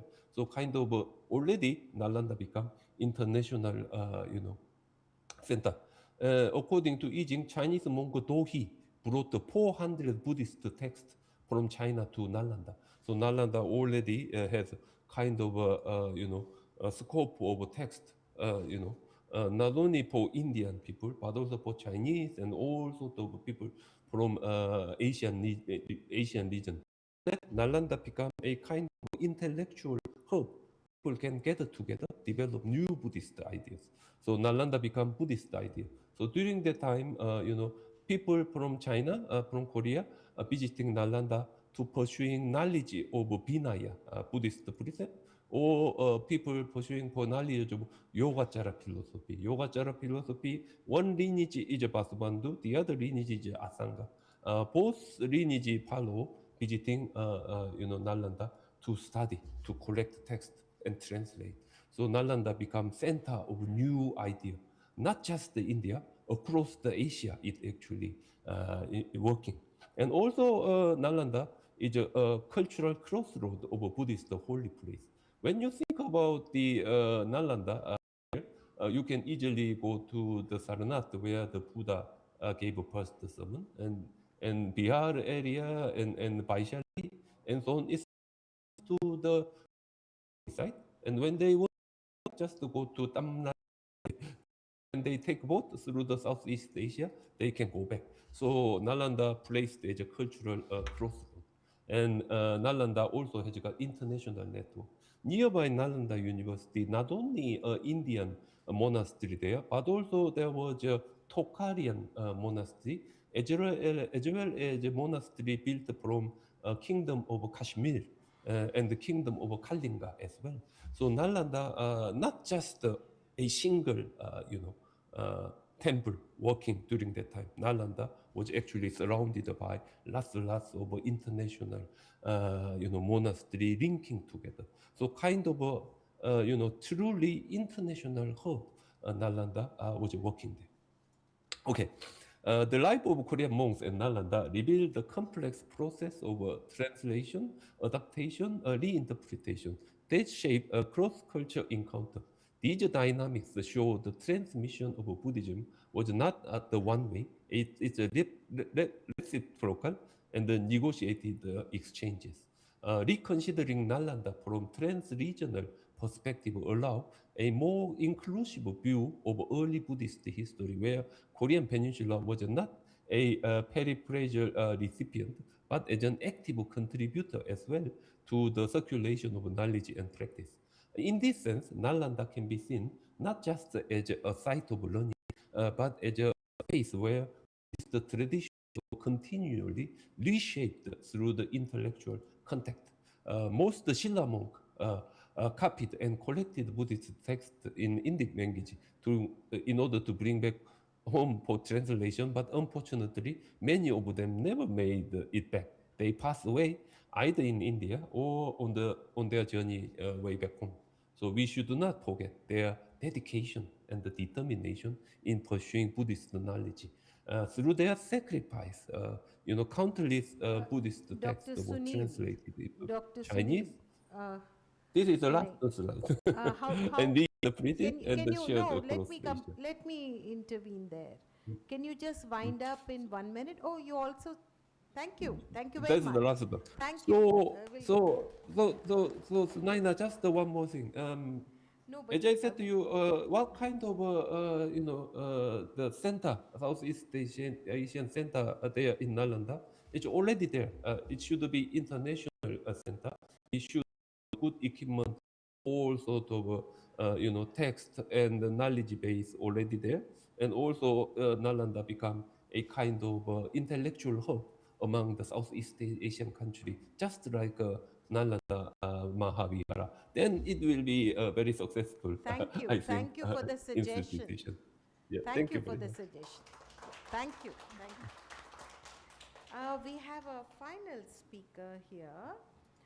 May I invite Dr. Maeda Mitsushiro, professor from Japan.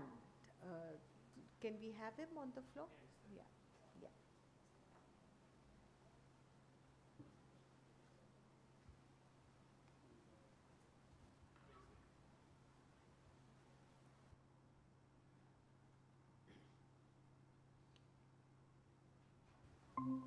Welcome, Professor. Yeah.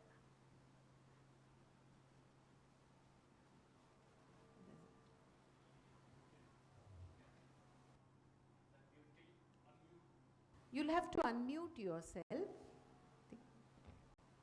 Kindly unmute,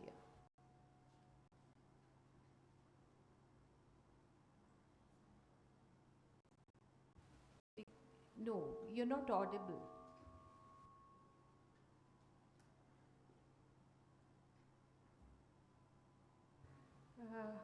I think your system issue, Professor, you'll have to set it right. You're still not audible.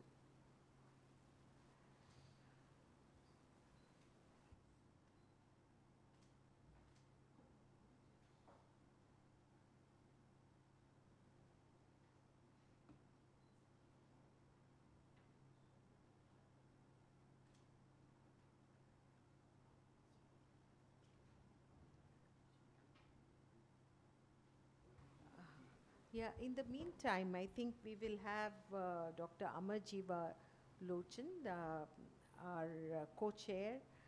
He can, perhaps you can set it right, Professor, there. And in the meantime, we'll have the co-chair. Yeah, so tell him that, to set it right. Professor Lochan, your observations, please. Thank you. I congratulate Professor Sachinji for this endeavor, which has been a great demand all around the world. And I'm sure by this path-breaking plan you have, I would be centering myself under the chairpersonship of Professor Sunainaji. And I'm very grateful to see my 35-year-old friend just left, and 38-year-old friend Godavrishji, and other great friends of mine. I'm very, very glad to be here. My observation will be related to Nalanda as a center of this place. All scholars have spoken a lot about that. I have got certain ideas which needs to be translated under your domain, and that will make the Nalanda Center for South Asian Studies a great thing. I have certain points like Nalanda, Srivijayan diplomacy. We have to develop this kind of understanding because understanding Srivijaya and Sailendra syndrome is completely messed up by Western writings, where they talk about invasions of Cholas, invasion. There is not a single example in the record, except one island called Narikal Dweepam during Rajendra Chola. None. 4,500 islands are recorded in Buddhist literature, which flow into the two great zones, Nalanda and Srivijaya. Only one, and then that becomes important role in invasion. Even Professor Mishra of Bali was saying about invasions. There is no invasion. It was a war for controlling one point, only one island. So we have to, at Nalanda Center here, to look into Nalanda Srivijayan diplomacy. And at the same time, we hover around a lot on Nalanda copper plate. But then we are going into the translation made by some Western historians. Forget the first by Hiranand Shastri, where he talks details. The total 42 on one side and 35 lines on the second side are completely neglected. It has been picked up and chosen by our academic adversaries just to highlight what they felt suited to them. So we have to work on a project to re-look into that. We have to decolonize the minds of understanding Nalanda. That is very important. All of us are trying to copy and go. Hardly anybody reads the major text. That's why the language comes as an important source. Right. You read translation. 18th century Buddhist literature in Thailand, 19th century in Burma, all are English translations, Burmese rendering, Thai rendering, Lao rendering. This has to be checked. I think Nalanda only can do that by emphasizing on the language learning, language translation and all. Secondly, maritime linkages have been talked about, blue economy. That's true. The blue economy is not a concept of today. It has come in 3rd century AD for record. They talk about Nila Sagara. See, now we call blue economy, but Nila Sagara is referred to in many of the writings in local folk tales. Now that concept of moving around, one has to acknowledge the power and contribution of Malay people, Malay world, who were the best ship builders. When we talk about Java having connection, then see the big ship, Pasian says 300 people can sit on that. You have to remember, the valor is Indian, making is by Malay world. So this international collaboration which brings Bali Yatra or Nalanda Yatra through different locations is very, very important to be studied about that. Now we talk about coming to Nalanda was not a joke. The gatekeeper was not here. The best gatekeeper were in Sumatra. Every Chinese before coming to Nalanda has to stay there at least 1 or 2 years. And they had 6 grade of examinations, 1, 2, 3, like that. Then you pass, then you are eligible to go to Nalanda. That was the highlight of that. We should not forget about that. And one of those is Muaro Jombi and Palamban, and there are many places, not only one. So this we have to work also on that. And one thing we have to remember, when we talk Nalanda, there is no concept of Pali. I have to be very crude. Pali and Nalanda just goes as a reference of Buddha's life, not as an interaction. Because Mahayanic Buddhist tradition, Tantric Buddhist tradition of Nalanda just hovers around Sanskrit text and Sanskrit text. So Pali is important for Theravadins. Pali is important to many. For Nalanda Research Center, Pali is to be understood only through the angle and text of Sanskrit. This is very important to understand for us. I'm sure the Center for South Asian Studies will take care of that. Architectural parallels. You see, when we talk about Jambi sending people, Palamban sending people to Nalanda for study, they are having training and all. At the same time, you have to see, they are from 7th century AD. Nalanda is older than that by 200 years, minimum. Yeah. And that 200 years Nalanda being older also signifies that entire Indonesian, Java or Sumatra, wherever you see, they have most of the construction architectural designs based upon the lava and the what you get out of that, what you call volcanic ashes. But here, they will use only brick, Nalanda style. Nalanda is copied before this market Nalanda. So you're talking, sir, about roadshow. See, the roadshow people talk about that in Nalanda language by becoming a brick monastery. This is very important to think, and some similarities can be found out. In fact, some of the designs of Nalanda ancient time we can learn, because the size of this place of Jambi is 3 times more than Nalanda. Huge complex. You can understand the value of that. So, sir, architectural parallels have to be very important. And I just come to small, the Guru connection. Atisha and the connection which we have about Sringyana into Dharmakirti. And Dharmakirti is it gives you not only Nalanda knowing, but also Tibetan style of understanding Buddhism. So this aspect of the Guru Parampara of Nalanda, having people from other places in Southeast Asia, to be very important with that. Then I also propose Mandala and Mount Meru cosmology. This is a major area to be studied. All other Java and Borobudur will be covered other than places what we have been talking and hearing in the lecture series. And of course, the new government has taken about relic diplomacy, and this relic diplomacy, which is now going to Japan in January, and then going to Korea, second time again going to Mongolia. This plays a tremendous impact.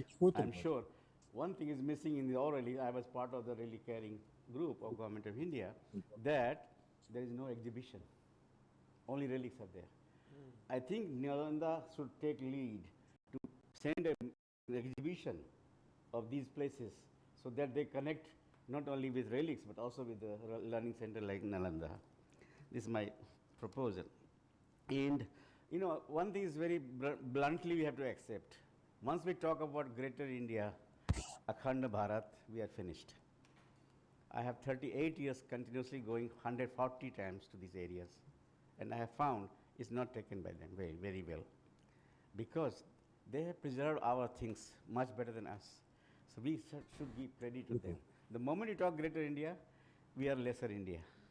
Let them celebrate our Indic knowledge, and then we say thank you so much for keeping our ideas. This way around should have. Then India will become greater. So this very important part should be part of the Nalanda tradition here. Of course, there are many ideas. I think I have to cut it short.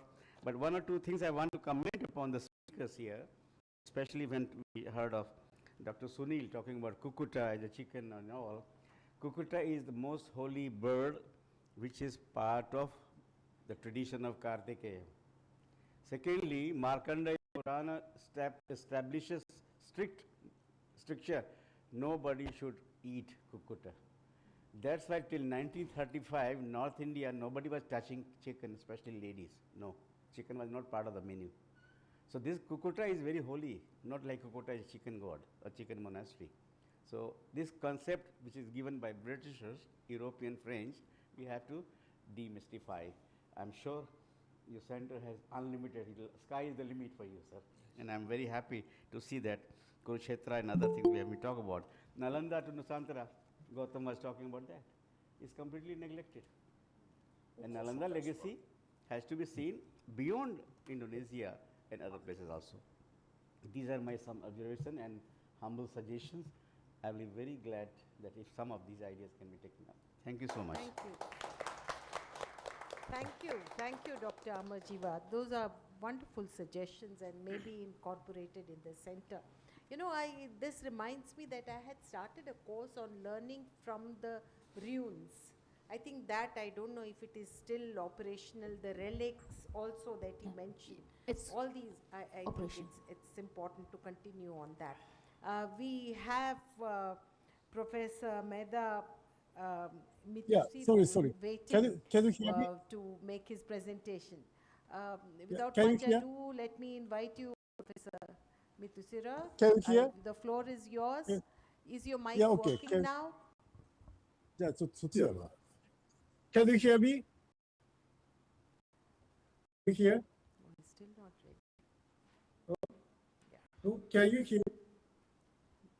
You're audible. Yes.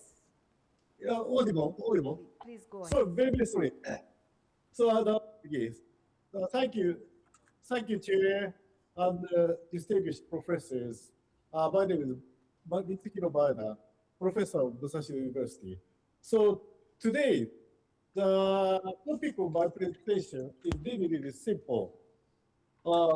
We want to compile the program of evolution of the modern civilization according to the Eastern philosophy, especially the Southeast Asian philosophy. Okay. So the comparing the evolution of the modern civilization according to the Eastern philosophy is we Japanese social science researchers in the field of applied infosocionomics has tried to think about this issue for many years. And today I'd like to show you just 2 points of the outcome of the infosocionomics. Okay, let's see that the background is of course that we are living in the modern civilization. The modern civilization is of course Europe established, and modern civilization itself has been led by the Western philosophy. However, no need to say that at this moment, many systemic risks of the civilization has occurred.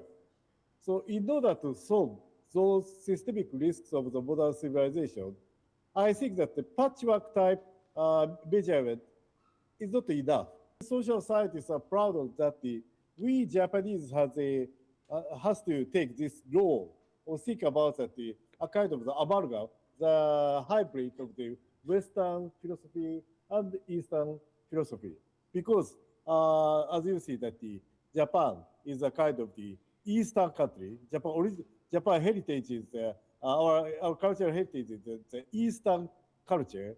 However, at the end of 19th century, Japan started modernization, and we imported many of the Western civilization. Then we have established in 1970, we have established applied infosocionomics and started to think about these issues. Okay, so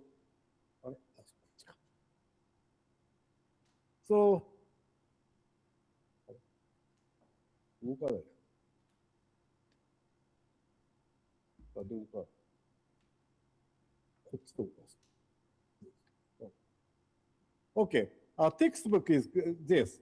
We have the English version of the textbook. This is a textbook to applied infosociology.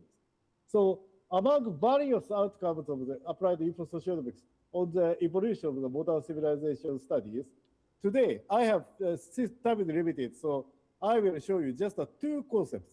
Two concepts. One is adapteering. Another one is cultural element enhancement measures. Okay, I will explain one by one. First, adapteering. Well, in the study of applied infosocioeconomics, we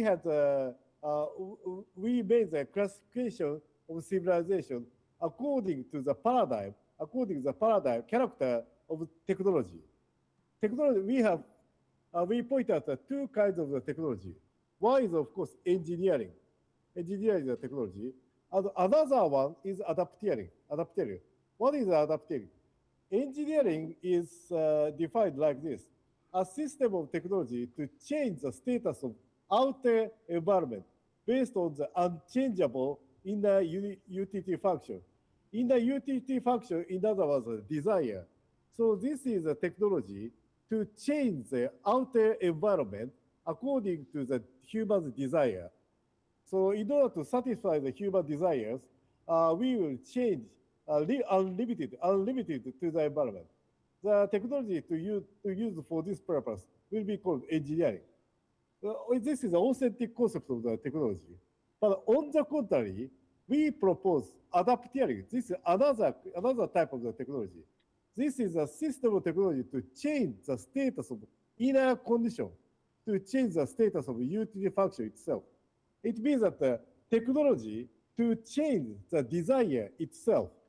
So maybe you are really familiar with that the meditation, of course, meditation, yogas, and the breathing, many of such kind of Oriental methodologies are called in the concept of adapteering.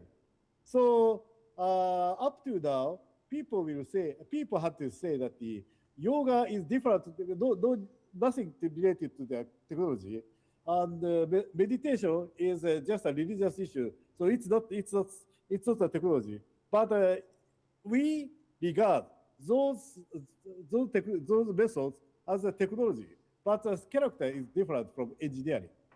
So comparing to this, like this. Well, if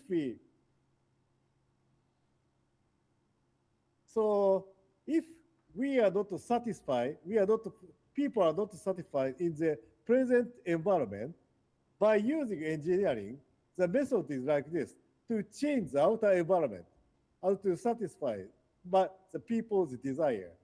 On the contrary, by using adapteering, if people are not satisfied at the present circumstances, people will change the desire itself to feel the satisfaction at the present environment. This is the Eastern way. So the proposal drawn by this concept is that we have to put this adapteering methodology into the modern civilization.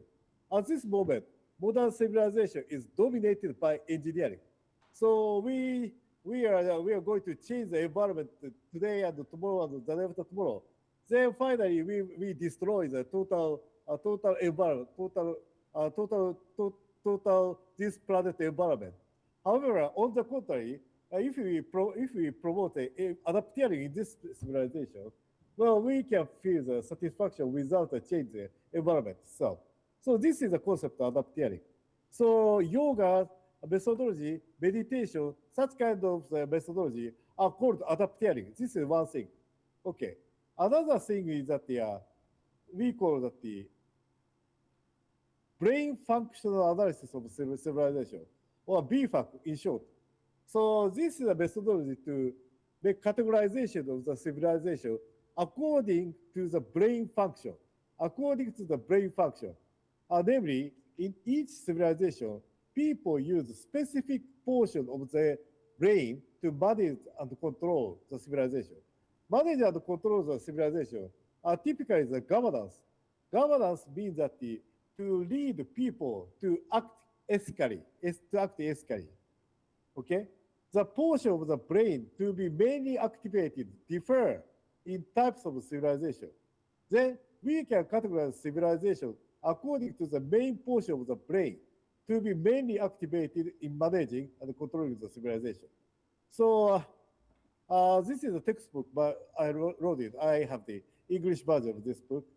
And this is a really, really simple model of my brain. Then, according to this chart, we can construct a Western civilization and Eastern civilization. Western civilization will be called the type 1 civilization. This is a cerebral neocortex surface consciousness layer civilization. This is the green box.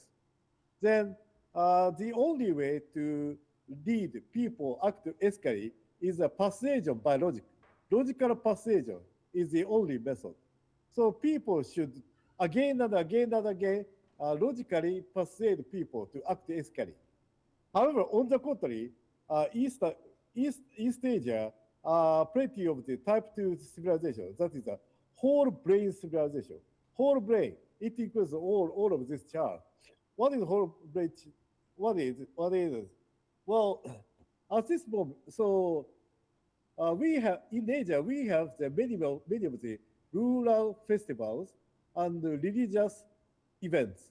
And in rural festivals and religious events, people will experience the mystic, extraordinary experiences. Then what does it for that this kind of the mystic, extraordinary experiences will totally reset the mindset of the whole brain. Then we call it the cultural element enhancement measures. The meaning is rural festivals or religious events. Then up to now, Western people will say that the rural festivals or religious events, they are a kind of the irrational event. However, it's not. It's a really civilizational activities. But the types of the civilization is different. So once people experience such kind of the mystic, extraordinary experiences, whole mindset has been reset and readjusted. And after then, without being persuaded by somebody, people will act ethically voluntarily. People will voluntarily act ethically. So once you set this mindset by rural festivals, then after that, needless to make them logical persuasion again and again. So by this mean, Western civilization is logical persuasion oriented. However, in Asia, especially in South Asia, I live in Bali for years, and I learned quite a lot about the rural festivals and religious activities in Bali. So people, when they are young, people experience the Bali special rural festival events, experiences, and after that, they will act voluntarily, ethically, needless to persuade logically. So this is the type. So the conclusion by this category is that so at this moment, in the modern civilization, we have just the cerebral neocortex surface consciousness layer civilization. Then we need to persuade again and again and again. However, sometimes it fails. But how about bringing the Asian technology, Asian philosophy of the cultural element enhancement measures, or in other words, rural festivals or the religious events to the modern civilization? Then if it will be introduced, then after that, people will act ethically, voluntarily. So those two methodology, one is adaptarian, and the second is the cultural element enhancement measures, will solve the systemic risks of the modern civilization. And in the 21st century, latter half of the 21st century, and in 22nd century, well, up to now, the Europe led the modern civilization. But I think that from now on, Asia, especially Southeast Asia, will be the leader of initiating the evolution of the modern civilization. So that's all my presentation. And finally, at this moment, the researchers of applied sociology, all of them are Japanese. Professor, Sorry, so very, very sorry to say. So at this Professor, moment, may I ask taking you, this opportunity, I sincerely want to ask Professor, Asian may I colleagues interrupt to you join there? this research together. Can Thank you very much. That's can all you about formal just presentation. sum Thank up you very in 1 minute? Because we much. are... Yes, thank you very much. Yeah, that's all. Finished. Yeah, thank you. Thank you very much. Thank you. That was a very technical presentation, but it had dealt with inner engineering to begin with. I think a valuable suggestion, perhaps one may look at it, but we need technical people to think about how do we look at brain functioning in terms of different civilizations, and breaking the brain parts is literally saying that. So thank you very much. Thank you. And I think we must give a big round of applause to all our panelists. We started 15 minutes late, but we have tried to keep up to the time, but we've crossed by 10 minutes, I think. Thank you. Thank you. It doesn't matter. Thank you. Thank you, everyone. Thanks, Sunaina ji. Thanks for Amarjeev ji for leading this session and helping us steer through these extremely important, diverse, and complicated, intricate issues where a lot of attention is required. I'm supposed to make some closing remarks, but what I feel is that instead of me speaking here, I would request 3 of my colleagues who have the responsibility to take that center forward. And our idea is to bring in all different schools here together. My idea would be that all the 3 representatives, the 2 deans and the faculty of International Relations and Peace Studies would tell us in 1 or 2 minutes each their ideas of what practical things they would do. So I would begin with Venkatagaru, then our great Professor Raju to tell us what they are planning to do in International Relations Department, and then finally the closing would come from our Dean Philosophy, Professor Mishra. The idea, friends and colleagues, is that this center would have its own structure. It would have some visiting fellows, distinguished fellows, and scholars who would be associated with it. These scholars would produce papers, would do conferences, and would also be able to churn out independent, occasional, and discussion papers from the center. The center would have very skillful people in terms of manning it. Our idea is that all the schools should have stakes in the center. We should see that Southeast Asia gets focus in our School of Languages. It gets traction in our archaeology and history.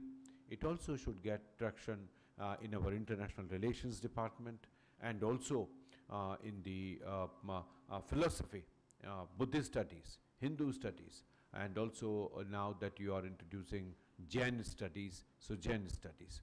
This, I think, would give us a much wider spectrum apart from Cs and SMS. They are also our major stakeholders in this, Kishore. I feel trade and investment should remain our focus in this center. And as the sessions have highlighted, trade and investment linkages, we should have opportunity to do so. Science, technology, and innovation studies, STPI, is something which we are also launching in August, and I am sure that would also become part of this endeavor. It's an evolving landscape, and nothing can be done in one day, but certainly one day and each day is important to make one step forward, and I'm sure this center would do so. We have a very rich agenda from last 3 sessions that we had. from the inaugural and the 2 sessions which are there. And I'm sure each one would be committed in terms of taking it forward. So, Venkatagaru, I begin with you, go to Professor Raju and then Professor Mishra. Yes, please, the floor is yours. Thank you. The AG Center itself is both exciting, challenging, and a matter of concern as well. Because the centers of this kind, Southeast Asia Center or South Asia Center, these are the legacy, it seems to me, of post-war area studies projects. And the way the post-war area studies projects in the US have taken place are essentially on the basis of international relations and foreign policy of the US. But I think there is, unless we are being this and sensitive to this question of the model in the post-war period, I think this center also might go in that direction. A symptom of that one can see, if I take the liberty of pointing out, is that such centers have created silos which do not enable them to move beyond them. In fact, the structure of today's discussion, as you could see, first part of the panel is entirely focused on trade, economy, strategy, and security. These are the issues. Second part is focused on culture, civilization, language, and other issues. Now, these silos, the Nalanda's effort is to, the challenge is to go beyond these structures. But the area studies model that brought forth centers all over the world, that is not the model in the case of Nalanda, because there is a civilizational connection between this particular university and its legacy on the one hand, and to the regions that we are talking about in Southeast Asia on the other. And as everybody was pointing out, what we could see is that there's a cultural, something like the cultural is at the base of this, and the culture itself has spread, drawing on a certain kind of language. As time and again this came out in our discussions, the language at stake here is none other than Sanskrit language. And the Sanskrit language has given the fundamental reflective base for all the so-called isms that have emerged, whether Buddhism or Jainism, and the way it has spread across the entire world, both East and West, both in terms of Southeast Asia or South Asia on the one hand, and the European world also. It has spread across. Now, there is an urgent need to focus on that in all the more seriousness. Sanskrit not just as a linguistic element, but Sanskrit as the language of thought, language of reflection, language of a mode of being. This is something that is not happening, unfortunately. Even the IKS experiment is something that betrays itself. But I think Nalanda can have the possibility of exploring this. In fact, I thank Nalanda University. In the last 4 months I've been here, and I've been getting this kind of deja vu experience when I meet my students from Cambodia, Indonesia. There is so much of language intake. Their way of pronunciation is different. You begin to see that these are all very highly reflective Sanskrit words that they are using when they are talking about some kind of concepts. This is a fascinating experience. And I think there is a possibility this trace enables us to actually drive home and connect more substantial points. And it seems to me that the center will have to differ itself, demarcate itself from the post-war area studies centers that have emerged elsewhere in the US.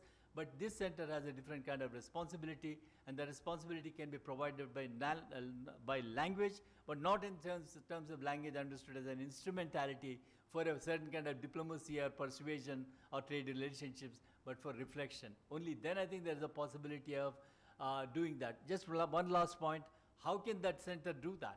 How can this particular notion of language language as a reflective medium, how can it contribute to that? I think it provides us a possibility of going beyond all kinds of verbal and visual silos that have emerged in the world. That is either whether it is plastic arts or performative arts, we can go beyond that because it's the Sanskrit language that generated the forms and also the kind of idiom that is required. And there is a possibility that I think something much more challenging can be done by going beyond the established disciplines of social sciences and humanities on the one hand and the sciences on the other, and Nalanda should make an effort on that. It is not going to build any further silos, or nor is it going to fetishize any departmental orientation or any disciplinary orientation. We should move beyond that because the language that we are dealing with has always already exemplified that possibility of going beyond the disciplines. I'll stop here. Thank you. So I'm very, very thankful to Honorable Vice Chancellor for the opportunity given to me to be part of this event.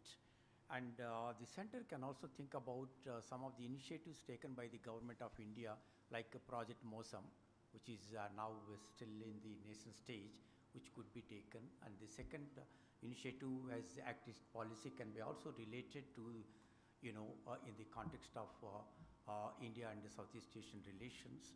And third, Sabka Saath, Sabka Vikas can be extended further, not only within the country, but also it can be extended to Southeast Asia, where the Southeast Asian Center can also think about how the relations can be enhanced between two entities or India and Southeast Asian countries.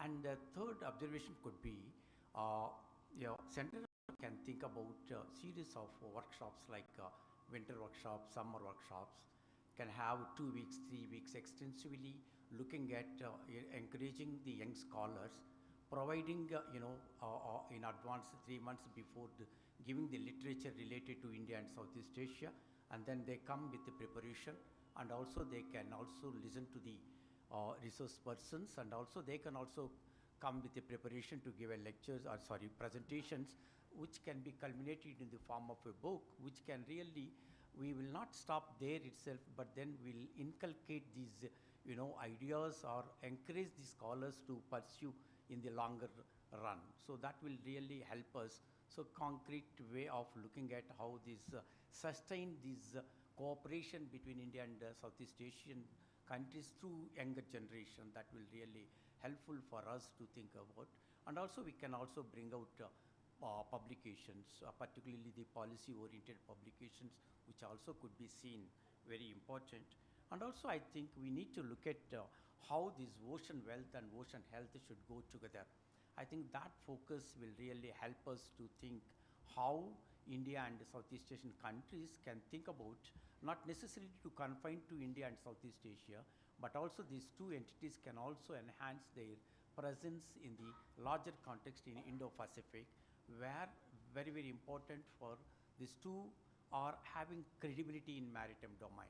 India and Southeast Asian countries, they are always, follow the principles of UNCLOS 3, and they never violated the rules, and they have the credibility. In that context, I think the center can think about how these India and Southeast Asian countries, not necessarily to confine to the relation between them, but also can be example in the larger context where they can play very significant role. I think that, and also some of these issues like, and frequently we have been listening to the speakers on blue economy, like fisheries, which is also very, very important for us to look into how the cooperation between these two countries, the two entities could be taken into consideration for publication, for research, for cooperation, and also looking at the connectivity, which is also very, very important for us to look into that. Though geographically these two entities are very closer, but still that connectivity is missing, which will be taken into consideration by the center.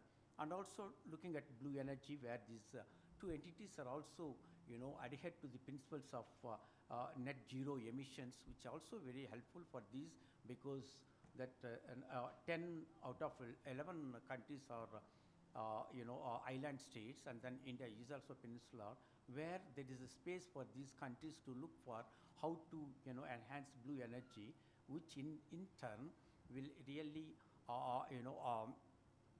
reduce the emissions of greenhouse gases. And also talking about tourism, which is also another way of looking at the cooperation between the two entities. I think these are what initially I feel that could be possible for the center to look for cooperation between two entities. Thank you, sir.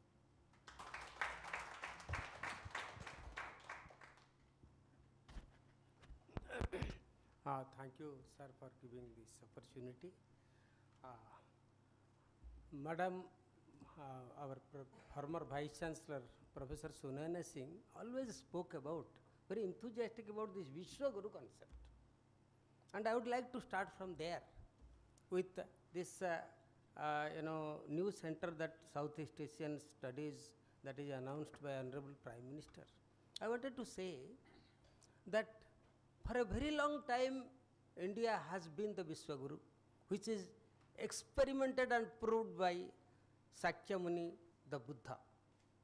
It has been the voice of Asia that we spoke in one language, the language of Buddhism. And if at all our center should be meaningfully working in future, this conception, this idea, this philosophy of togetherness of Asia must reach every country, every citizen of this world.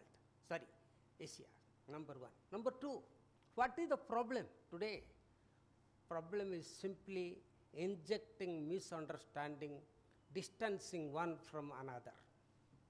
Professor T.N. Madan, one of his writings, very famous sociologist of our time, wrote that conversion is a crime.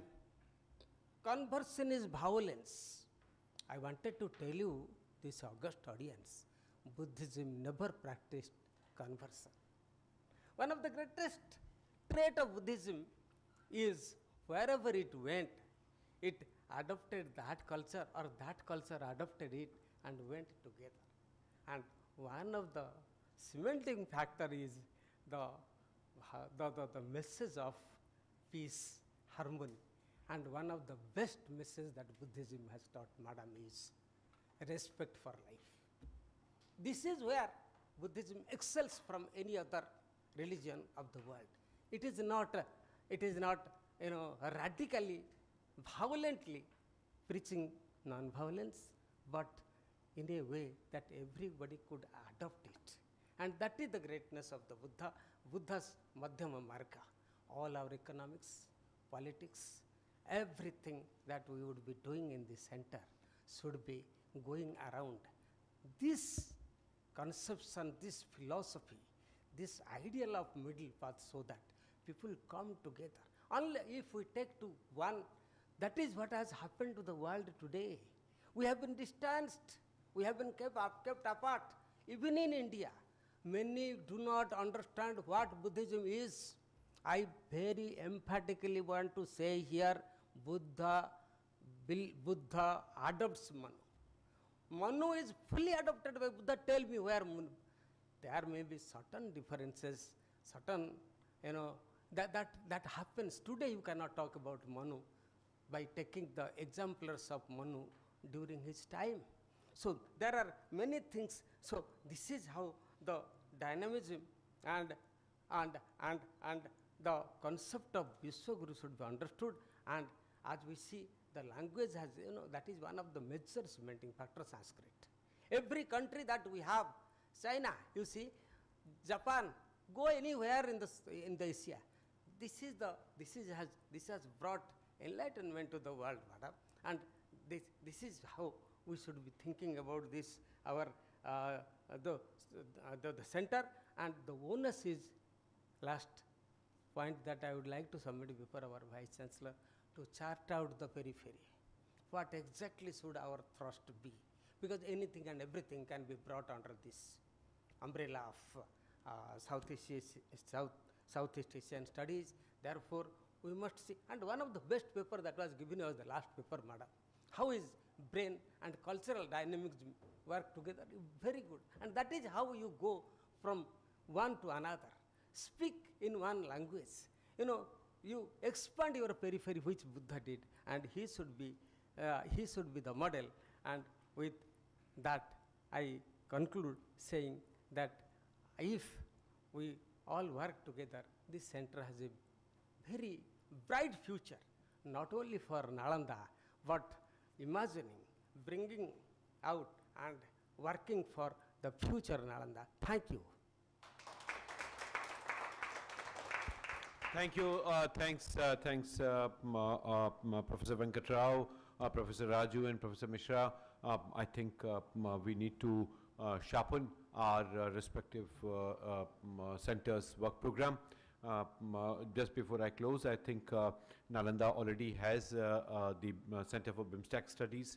We need to see how the complementarities are between the BIMSTEC as a region, and also the Center for Southeast Asian Studies that would bring in the issues on which we have been focusing on. I thank all of you for your attention and close this launching. But it's a launching, so we are beginning, and this beginning is not closing. It is a beginning of a larger trajectory of consolidation. Multiple ideas have come, multiple responsibilities and expectations and aspirations have been highlighted. I hope all of us collectively would take it forward. Thank you. Thank you very much, sir. Before we close the ceremony, I would request you to felicitate our panelists of the last session. Of the last session as well? Yeah. So the first to start with our chair, Professor Sunena ma'am, former Vice Chancellor, Nalanda University.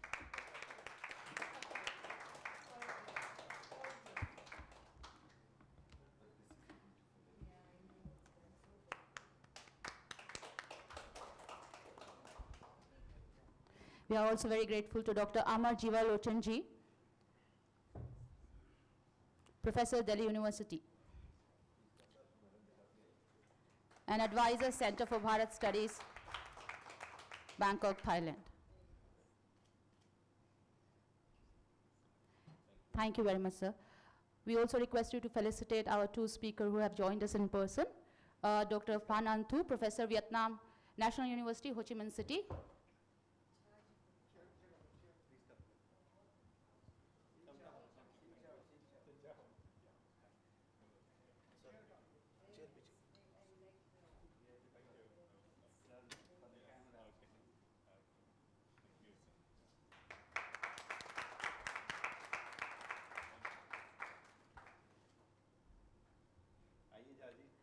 Next is Dr. Gautam Jha, Center for Chinese and Southeast Asian Studies and School of Language, Literature, Cultural Studies, GNU, New Delhi.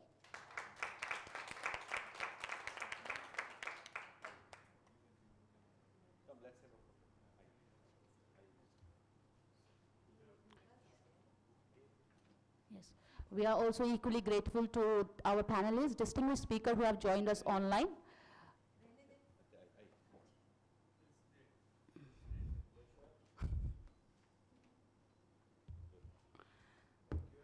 So all our distinguished speakers who have joined us online and sent their note in absentia, we are equally grateful.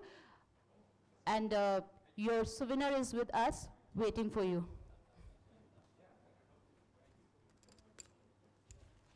So now I request, this is the closing. As sir said, this is the launch, although closing with the panel. Thank you very much once again.